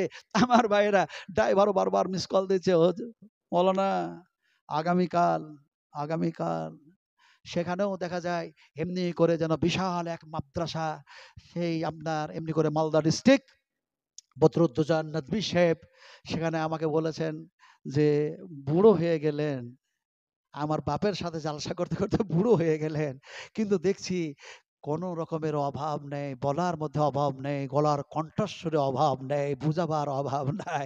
আলহামদুলিল্লাহ, হাইয়াকাল্লাহ, বারাকাল্লাহ, জাযাকুমুল্লাহু খাইরান জাযা, হাসানাল জাযা। আল্লাহুম্মা ইগফির লাহু ওয়াফিহি ওয়াফু আনহু ওয়াকরিম নুজুলাহু ওয়াসি মাদখালাহু ওয়াগসিলহু বিল মাই ওয়াস-সালজি ওয়াল বারদ। ربنا وادخلهم جنة عدن التي وعدتهم ومن صلح من آبائهم وأزواجهم وذرياتهم إنك أنت العزيز الحكيم। আপনারা আমিন আমিন করছেন না কেন? দোয়া পড়ছি, বলুন আমিন, আরো জোরে বলুন আমিন। তারপরে যে দোয়াটা নবী সাহেব বলেছিলেন সেই দোয়াটা বলছি, খালি আমিন আমিন বলতে থাকুন। আল্লাহর হাবিব যেন দোয়া বললেন আল্লাহুম্মা আকসিল, আল্লাহুম্মা আকসিল, আল্লাহুম্মা আকসিল মালাহু মালাহু মালাহু মালাহু ওয়া ওয়ালাদাহু ওয়া ওয়ালাদাহু ওয়া ওয়ালাদাহু ওয়া ওয়ালাদাহু ওয়া বারিক লাহু ওয়া বারিক লাহু ওয়া বারিক লাহু ফীমা আতাইতাহু ফীমা আতাইতাহু ফীমা আতাইতাহু। বিশ্ব নবী মুহাম্মদ সাল্লাল্লাহু আলাইহি সাল্লাম এই দোয়া যখন দিচ্ছিলেন, ফি মানে মধ্যে, আতাইতাহু এর পূর্বে যা যা দিয়েছো তোমার বান্দা বান্দীদেরকে, আল্লাহ সেগুলির মধ্যে আরো আরো আরো আরো বরকত দিয়ে দাও। নবীর দোয়া কবুল হয়ে গেল। যে সাহাবী সবচেয়ে ধনী গরিব ছিলেন সে ধনী হয়ে গেল। ঘটনা বলার সময় নেই আমার হাতে। আমার ভাইরা, সেই দোয়াটা আমি দিলাম, একটু প্রাণ থেকে সিনার মধ্যে থেকে বলুন আল্লাহুম্মা আমিন। আরো ভালো করে আল্লাহুম্মা আমিন। গায়রিল মাগদুবি আলাইহিম ওয়ালাদ-দাল্লিন। আমিন। বুখারী শরীফের হাদিস আবার বলা লাগবে নাকি? আপনারা তো সবাই জানেন। আরে কেমনে যেন নবী সাহেব বললেন, তোমার ইমাম যখন বলে আমিন তোমরাও বলো আমিন, ফেরেশতারাও বলে আমিন। এই হাদিসকে আর বর্ণনা করা লাগে? কিন্তু এমন হয়ে গেছি, ইমাম পড়লো ঠিক, ইমামও বলছে না, মুসল্লিরাও বলছে না। কথা বুঝির কি রে? আল্লাহ বলছে ফাঁকিবাজ, ভালো করে জানছি তোরা কত বড় ফাঁকিবাজ, আমি কি তার চাইতে কম? আল্লাহ বলছে মাকারু ওয়া মাকারাল্লাহু ওয়াল্লাহু খায়রুল মাকিরিন। বেশি চালাকি করো না, দেশে চতুরতা দেখাইও না। আমি আল্লাহর কাছে কাউরি চালাকি আর চতুরি চলে না, কারণ তোমাদের আমল দেখে এই ফাইসালা আমি আল্লাহ করব। فمن يعمل مثقال ذرة خيرا يره ومن يعمل مثقال ذرة شرا يره। জাররা জাররা, খারাপ করলেও বদলা, ভালো করলেও বদলা। জাররা বুঝাবো কেমন করে? সূর্য উদয় হয়েছে, সূর্য উদয়। আচ্ছা, এই যে কথাগুলো বলছে, এই কথাগুলি কার বলছি বলুন তো? আয়াত বললাম কার? বুঝতে পারছি না, এমনি করে বুঝাই, গোদা বাংলায় বুঝাই আপনাদেরকে। সবচেয়ে ভালো কথা কার? শুধু আল্লাহর। এই তো, শুধু আল্লাহর। সবচেয়ে ভালো কথা হচ্ছে আল্লাহ এবং আল্লাহর রাসূলের। আর সবচেয়ে খারাপ কথা কার? হ্যাঁ, আবু জাহেলের। বিশ্ব নবী যে বাড়িতে জন্ম নিয়েছেন, নিজের চোখ দিয়ে দেখলাম, হাঁটলাম, গেলাম। হ্যাঁ, তো ওই বাড়িটা থেকে, বাড়িটা এখন লাইব্রেরিতে পরিণত হয়েছে, বাড়িটা থেকে আবু জাহেলের বাড়ি মাত্র কয়েক মিটার দূরে, জানলেন কিনা? আর সেগুলো পেশাব পায়খানাতে পরিপূর্ণ করে দেওয়া হয়েছে। তারপর বাইতুল হারাম একবার কাছাকাছি, আর ওই দুয়ার দিয়ে নবী সাহেব যেতেন, বুঝতে পারলেন কিনা? তো আবু জাহেলের কথা খারাপ নয় রে ভাই। আবু জাহেলের কথা খারাপ হতে গেলে তো আবু জাহেলের নাম আবুল হাকাম কেন হবে? জ্ঞানীদের পিতা। কিন্তু যখন বদমাশি আর দুষ্টামি আর নানা রকমের যেন জাহিলাতি কাজ করেছিল, তখনই তার নাম হয়ে গেল আবু জাহেল। কথা বুঝেন কিনা? কিন্তু সবচেয়ে খারাপ কথা কার? আল্লাহ তার কথা কোরআনে বলেছেন। সবচেয়ে খারাপ কথা আপনি বললেন কি জানো? হ্যাঁ, ঠিক বলেছেন, ইবলিস, শয়তানের। শয়তানকে কে কে দেখেছেন? হাত তুলে দেখান। নবী সাহেব বলছেন, আমি একদিন দেখলাম নামাজ পড়ছিলাম, নফল নামাজ, তিরমিজি শরীফ হাদিস। আর দেখা যায় এমনি করে নামাজের মধ্যে বিভ্রান্ত করার চেষ্টা করলো। আর আমি নেওয়ার ইচ্ছা হয়ে গেল, আমি এমনি করে যেন নামাজ ছেড়ে দিই আর শয়তানকে যেন বেঁধে দিই আর সাহাবা একরামদেরকে দেখাইয়া দিই, বলে এটা হলো তোমার যেন প্রকাশ্য দুশমন, শত্রু। কিন্তু নামাজটাও ছাড়লাম না আর শয়তানকেও বাঁধলাম না। হযরত সুলাইমান আলাইহিস সালাতু সালামের দিকে লক্ষ্য করে, তার যেন দুয়ার দিকে, দরখাস্তর দিকে লক্ষ্য করে। তার মানে তিনি বলেছেন, আমাকে যা মুআজিজা দিয়েছো আর যা তুমি এমনি করে জিন বাতাস সব তাবে করে দিয়েছো, তারপরে পিপিলিকা থেকে সাপ পর্যন্ত, আবলা প্রাণী পর্যন্ত ভাষা বোঝার জ্ঞান দিয়েছো, ইলম দিয়েছো, এটা আর কাউরে দিও না। কিন্তু আল্লাহ সুবহানাহু তাআলা বিশ্ব নবী মুহাম্মদ সাল্লাল্লাহু আলাইহি সাল্লামকে সমস্ত নবীদের গুণাগুণ, গুণাবলী সবকিছু একত্রিত করে বিশ্ব নবীকে দেওয়া হয়েছিল। নবী বললেন, তার যেন দরখাস্তের দিকে লক্ষ্য করে আমি বাঁধলাম না। এখন আল্লাহর যেন রাসূলের কথা সবচেয়ে ভালো, আর শয়তানের কথা আর আবার বলেন খারাপ। বুঝাবো কেমন করে? বুঝাচ্ছি এমনি করে। একটা অসুস্থ মানুষ, ফি কুলুবিহিম মারাজুন ফাযাদাহুমুল্লাহু মারাজান ওয়া লাহুম আযাবুন আলীম। আমি এই আয়াতের সান্নুজুল বায়ান করছি না, আসলে যুক্তি দিচ্ছি, ভালো করে শুনুন। যে খারাপ কথা যে শয়তানের সবচেয়ে বেশি, এটা বুঝাচ্ছি আপনাদেরকে। একটা অসুস্থ মানুষ, অসুস্থ, আরে ভাই ইমানের জং, ইমানের মরিচা সাফ করতে গেলে কোরআন কেমিক্যাল দিয়ে সাফ করতে হবে, সহি হাদিস দিয়ে সাফ করতে হবে। এখন দেখা যায় একটা অসুস্থ মানুষ ওই ডাক্তারের কাছে গেছে, স্যার স্যার আমি হেভি অসুস্থ, আমাকে একটু ভালো করে ট্রিটমেন্ট করুন আর ভালো করে ওষুধ দেন। এখন ডাক্তার কেন প্রেশার মাপলো, হাত ধরলো, এটা দেখলো, ওটা দেখলো, সব দেখলো, ওই যে ওপর দিক দেখা হয়ে গেছে, তোমাকে কিছু ওষুধ দিলাম নিয়ে যাও, তবে তোমার ভিতরে যে পার্টসগুলো খারাপ হয়ে গেছে ওইগুলো তো দেখা সম্ভব নয়। ফলে অমুক দিন অমুক তারিখে মল আর মূত্র নিয়ে এসো, মল আর মূত্র। এখন এই কথা বলে দিল, লোকটা যেন চলে যাচ্ছে, চলে যেতে গিয়ে মনে মনে ভাবছে মল আর মূত্র নিয়ে ডাকলো ঠিক, কিন্তু মূত্রটা না হয় একটা বোতলের মধ্যে ভরে মধ্যে নিয়ে আসবো, কিন্তু মলটা কিসে নিয়ে আসবো? তো চিন্তা ভাবনা করে, জ্ঞানী মানুষ তো, এখন বাড়ি ফিরে যাওয়ার সময় একটা ওই মাটির মিষ্টির ভাঁড় হয় না, ওই ভাঁড়গুলো একটা হাতে করে কিনে নিয়ে চলে যাচ্ছে বাড়িতে। তোর স্ত্রী বলছে অসুখ অসুখ ধরা পড়েছে, বলে অসুখ তো ধরা পড়েছে, তো ভিতরকার পার্টসগুলো খারাপ আছে, হ্যান আছে, তেন আছে, বলতে পারলো না ডাক্তার, তো মল আর মূত্র নিয়ে অমুক তারিখে ডেকেছে। তো বলছে তুমি ওটা নাই ডেকেছে তো খালি ভাঁড় কেন নিয়ে আসলে? এই মাটির ভাঁড়টা খালি খালি নিয়ে আসলে কেন? তো পেশেন্টটা বলছে, তোদের বুদ্ধি কম রে, বুদ্ধি কম, তোদের বুদ্ধি কম। বুদ্ধি কম? 8টা ছেলের মা, 12টা ছেলের মা, তোমার সংসার চালাচ্ছি আর আমাদের বুদ্ধি কম? পেশেন্টটা বলল, শোনো, নবী সাহেব বলেছেন তোমাদের বুদ্ধি কম, তোমাদের বুদ্ধি কম। মা ঈশাকে একদিন বললেন, বুদ্ধি তোমাদের কম, মেয়েদের বুদ্ধি কম। বলে কেমন করে? বলে তোমরা যখন সাক্ষী দিবে তখন ডবল, আর ছেলেরা সাক্ষী দিলে একজন, ফলে যেন দেখা যায় পুরুষের পক্ষে যেন তোমাদের যেন ডবল লাগবে, তোমাদের বুদ্ধি কম থাকার কারণে। পেশেন্টটা যখন ওই কথা বলল, স্ত্রী বলছে, নবী যখন বলেছে মেনে নিতেই হবে। আপনাদেরকে শোনাচ্ছি, মানতে হবে কি। এমন সময় দেখা যায় ওকে খেতে দিল, স্বামীর খিদমত করলো, যত্ন করলো, হ্যান করলো, ত্যান করলো, সব করলো। এবার খাওয়া দাওয়া হয়ে গেছে, দিনগুলো পার হয়ে গেল, তারিখটা এসে গেছে। এখন টয়লেটে গেছে, টয়লেটে গিয়ে মানুষটা চিন্তা করছে, তাই তো ডাক্তার তোমাকে বললো না পরিমাণটা যদি বলে দিত যে একটু একটু করে নিয়ে আসো, তাহলে একটু একটু করে নিয়ে যেতাম, কিন্তু একটু একটু নিয়ে গেলাম মল আর মূত্র, আর ডাক্তার যদি বলে যে আর একটু লাগবে, তো পাবো কোথায়? তো এত ঝামেলা আর এত টেনশনে পড়া যাবে না। ও কি করেছে, সম্পূর্ণ পায়খানাটা ওই নতুন মাটির ভাঁড়ে যেন ভরে দিয়েছে, যে ওর গলায় পেপার, নতুন পেপার সাঁটিয়ে সুতুলি দড়ি বেঁধে দিয়েছে, আর যতটা পেশাব হয়েছে টাটকা পেশাব একটা বোতলের মধ্যে ভরে ওর মুখিটা লাগিয়ে দিয়েছে। সকালবেলা হয়েছে, কম্পাউন্ডারের কাছে নাম লেখাতে হবে, এখন দেখা যায় দুইটা জিনিসকে হাতে ধরে ঝুলিয়ে নিয়ে চলে যাচ্ছে। পাড়ার লোকেরা মনে মনে ভাবছে লোকটা মনে হয় কোনো আত্মীয়র বাড়ি যাচ্ছে, তাই এক হাতে মিষ্টির ভাঁড় আর এক হাতে মানে পানি টানি খাবে, তাই যেন বোতলে পানি। এটা পাড়ার লোকের ধারণা। ডাক্তারের চেম্বারের সামনে যখন গেছে, কম্পাউন্ডার চার চোখে দেখে আর বলে, এই পেশেন্টটা তো এসছিল, বুঝি এই ডাক্তারের ঔষধে মনে হয় উপকার পেয়েছে, ভালো হয়েছে, তাই ডাক্তারের জন্য মনে হয় মিষ্টির ভাঁড় নিয়ে আসছে, এটা উপহার। এটা কম্পাউন্ডারের ধারণা। এখন দুটোই জিনিস গিয়ে কম্পাউন্ডারকে দিয়ে দিল। দিয়ে দেওয়ার পরে কম্পাউন্ডার কি করলো, পানির বোতল ভেবে পেশাবের বোতলটাকে টেবিলের নিচে রাখলো, আর মিষ্টির ভাঁড় ভেবে চেম্বারে ডাক্তারের টেবিলের উপরে রাখলো। ডাক্তার তাড়াহুড়ো করে গোসল করে এসছে, বলে পেশেন্ট দেখতে হবে। এমন সময় দেখে ডাক্তার এ তো হ্যাভি, অনেক অনেক পেশেন্ট, তো তাদের নাম লেখালেখি নিয়ে তো কম্পাউন্ডার একদম ব্যতিব্যস্ত। তো ওকে আর বিরক্ত করে লাভ নাই। ঘরে একটা কর্মচারীকে ডাক্তার ডেকে বললো, মিষ্টির ভাঁড়টা বাড়ির দিকে পার করে দে। চলে গেল বাড়ির দিকে। ওর স্ত্রী বলে, ডাক্তার গোসল করে তাড়াহুড়ো করে চেম্বারে চলে গেছে, মনে হয় ব্রেকফাস্ট নাস্তা করবে, তার আগেই মিষ্টি কিনে দিয়ে পাঠিয়েছে। কিন্তু বুঝতে তো হয় মিষ্টি আছে না কি আছে, না বুঝে মিষ্টি খাবো বলে ডাক্তার স্ত্রী হাতটা ভরেছে। যেমনে ভরে দেখে পায়খানা উঠতেছে। ডাক্তার স্ত্রী চেম্বারে এসে বলছে, তুমি ডাক্তার না ফাক্তার? ডাক্তার বলছে, কি হয়েছে? বলো, সর্বনাশ হয়ে গেছে, তুমি পায়খানার ভার পাঠিয়েছো না মিষ্টির ভার পাঠিয়েছো? আল্লাহ পাক বলেন, ওয়ালা তাত্তাবিউ খুতুওয়াতিশ শায়াতান ইন্নাহু লাকুম আদুউম মুবিন।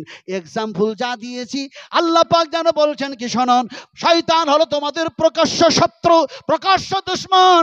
শয়তানের থিওরি অনুযায়ী পৃথিবীর মানুষেরা জীবন যাপন করো না, বরং আমি আল্লাহ আর আমার নবী যা বলেছে সেই থিওরি অনুযায়ী জীবন যাপন করো। যদি শয়তানের কথা মোতাবেক জীবন চালাও, তাহলে পায়খানার চেয়ে তো পেশাবের চেয়ে তো বেশি যেন নিকৃষ্ট যেটা জিনিস হবে, কথা হবে। এবার আপনাদেরকে বলবো, 10 মিনিট সময় নিয়েছিলাম, কিন্তু 10 মিনিট সময় হতে হতে ঘড়ির কাঁটা 12টা। এখন কাজ কি বাকি আছে বলেন? কাজ বাকি আছে কি? টাকা। আরে ভাই, বাকি আছে। 12টা পর্যন্ত রাত জাগলাম, 1টা পর্যন্ত রাত জাগলাম, তারপরে ফজরের নামাজ নাই। হায় হায় হায় হায়, মুনাফিক মুনাফিক, ফজরের নামাজ জমাতে নাই, বক্তার নামাজ নাই। আমি অনেক বক্তার কথা বলি না, বক্তা শুধু বলেছি, মুকাররির বলেছি, বহু বচন শব্দ ব্যবহার করি নাই। বক্তা দেখা যায় ঘুমায়, তারে বলি কেন নামাজ পড়তে কি হবে না? বলে রাত জেগেছি, নবী সাহেব বলেছে যখন ঘুম ভাঙবে তখন নামাজ পড়ে নাও। ওরে বাপরে, কত বড় হাদিস জানে ও, কত বড় হাদিস, হ্যাঁ, কম বড় হাদিস জানে। কথা বলতেছিলাম, রাত্রি 12টা হয়ে গেছে। মাদ্রাসার জন্য তিল তিল শরীর রক্ত থাকা পর্যন্ত দান করবেন, কিন্তু এখানে যতগুলি মানুষ বসে আছি, ফরজ নামাজ ছেড়ে দিব না, জমাতে নামাজ পড়বো। একবার বলতে হবে ইনশাআল্লাহ। পড়বেন তো? পড়বেন তো? খবরদার ঘুমায়া নামাজকে যাই করবেন না, নিজের আমল বরবাদ আমরা করবো না, বলুন ইনশাআল্লাহ। লাস্ট হাদিস বলে আমি শেষ করব। বারবার আমাকে ড্রাইভার মিস কল দিচ্ছে, আসছি ভাই আসছি, দাঁড়ান দাঁড়ান। নাসিরউদ্দিন আলবানী ছিলেন একজন, কিন্তু আমার ড্রাইভারের নাম হচ্ছে নাসিরউদ্দিন, আর ভাবনা থেকে এসছে নাসিরউদ্দিন। যার বাড়িতে ছিলাম, বলো না, কথা বুঝেন কিনা। উনি বলেন এই এলাকাতে আসলে আমার বাড়িতে থাকতে হবে। ওনার বাড়িতে আমি প্রায় 2 ঘন্টা থেকে 2.5 ঘন্টা রেস্ট নিচ্ছিলাম, আলহামদুলিল্লাহ। আর নাস্তা পানি যথেষ্ট পরিমাণে করেছেন, যার জন্য এই মাদ্রাসার আমি একটু পানিও খাইনি এখন পর্যন্ত। এই মাদ্রাসার এখনো পর্যন্ত একটু পানিও খাই নাই। কোথায় রান্না হচ্ছে কি হচ্ছে কিছু জানিও না, কথা বুঝেন কিনা। মোসাফির মানুষ, নতুন মানুষ কিছু বুঝিও না। তো যাক, কথা হচ্ছে কি যে আমার ড্রাইভার নাম হচ্ছে নাসিরউদ্দিন। লাস্ট হাদিস বলে শেষ করব। হাদিসটা বিশ্বনবী মুহাম্মদ রাসূলুল্লাহ সাল্লাল্লাহু আলাইহি সাল্লামের কাছে কোথা থেকে একটা মানুষ আসলে এসে বলল, আসসালামু আলাইকা ইয়া রাসূলুল্লাহ, হে নবী আপনি এমন কিছু কথা বলুন যে কথাগুলি আমল করার পরে আমি আল্লাহর নৈকট্য লাভ করতে পারবো। আল্লাহর নবী যেন বললেন যে এই আল্লাহর বান্দা, এই আল্লাহর বান্দা, এই আল্লাহর বান্দা, এক আল্লাহর সঙ্গে শিরক করো না, শিরক করো না, ইন্না শিরকা লা যুলমুন আযীম। খবরদার, এক আল্লাহর সঙ্গে শিরক করো না। এই আল্লাহর বান্দা, এই আল্লাহর বান্দা, ফরজ নামাজ, ফরজ যেন রোজা, ফরজ যেন সালাত, ফরজ যেন সিয়াম ছেড়ে দিও না, ছেড়ে দিও না। আবার নবী বললেন এমনি করে যাকাত দেওয়া বন্ধ করো না, যাকাত দেওয়া বন্ধ করো না। লোকটি যেন সঙ্গে সঙ্গে নবীর কথা শুনে বলল আল্লাহ ওয়াল্লাহ ওয়াল্লাহি ওয়াল্লাহি, একই আল্লাহর কসম কে বলি ইয়া রাসূলুল্লাহ, যতটা আপনি বললেন তার কমও করব না, তার কিঞ্চিত পরিমাণও বেশিও করব না। কসম খেলো আর চলে গেল।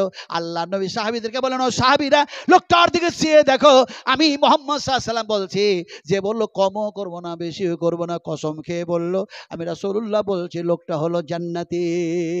আমরাও কম করব না বেশি করব না, আমার নবী যেভাবে আমাদেরকে বলেছেন চলতে আমরাও সেইভাবে চলব, বলুন ইনশাআল্লাহ। আল্লাহর কাছে দোয়া করি, আয় আল্লাহ বলার চাইতে শোনার চাইতে এমনি করে বেশি বেশি করে উত্তম আমল করার আমাদেরকে তৌফিক দান করো, জন্য আল্লাহুম্মা আমিন। রিয়াজুল জান্নাতে দোয়া করেছিলাম, সেই দোয়াটা এখনো করছি, শুধু আপনারা আমিন আমিন করুন। আল্লাহুম্মা গফির লানা ওয়ালিল মুমিনিনা ওয়াল মুমিনাত ওয়াল মুসলিমিনা ওয়াল মুসলিমাতিল আহইয়া ওয়াল আমওয়াত। اللهم اغفر لنا وللمؤمنين والمؤمنات والمسلمين والمسلمات، اللهم ألف بين قلوبهم واصلح ذات بينهم وانصرهم على عدوك وعلى عدوهم، اللهم إن الكفرة الذين يصدون عن سبيلك ويكذبون رسولك ويقاتلون أولياءك، اللهم خلي بين كلماتهم وزلزل أقدامهم। আসলে যে দোয়াগুলি ওখানে করেছিলাম এখনো করলাম, গোটা পৃথিবীর মোমেন মোমেনা মুসলিম মুসলিমা যত জীবিত আছে আল্লাহ তুমি এটাকে ক্ষমা করে দাও, মাফ করে দাও। যত মোমেন মোমেনা মুসলিম মুসলিমা এমনি করে কবরে শুয়ে আছে আল্লাহ তুমি তারাকে মাফ করে দাও। প্রাণ থেকে একটু বলুন আল্লাহুম্মা আমিন।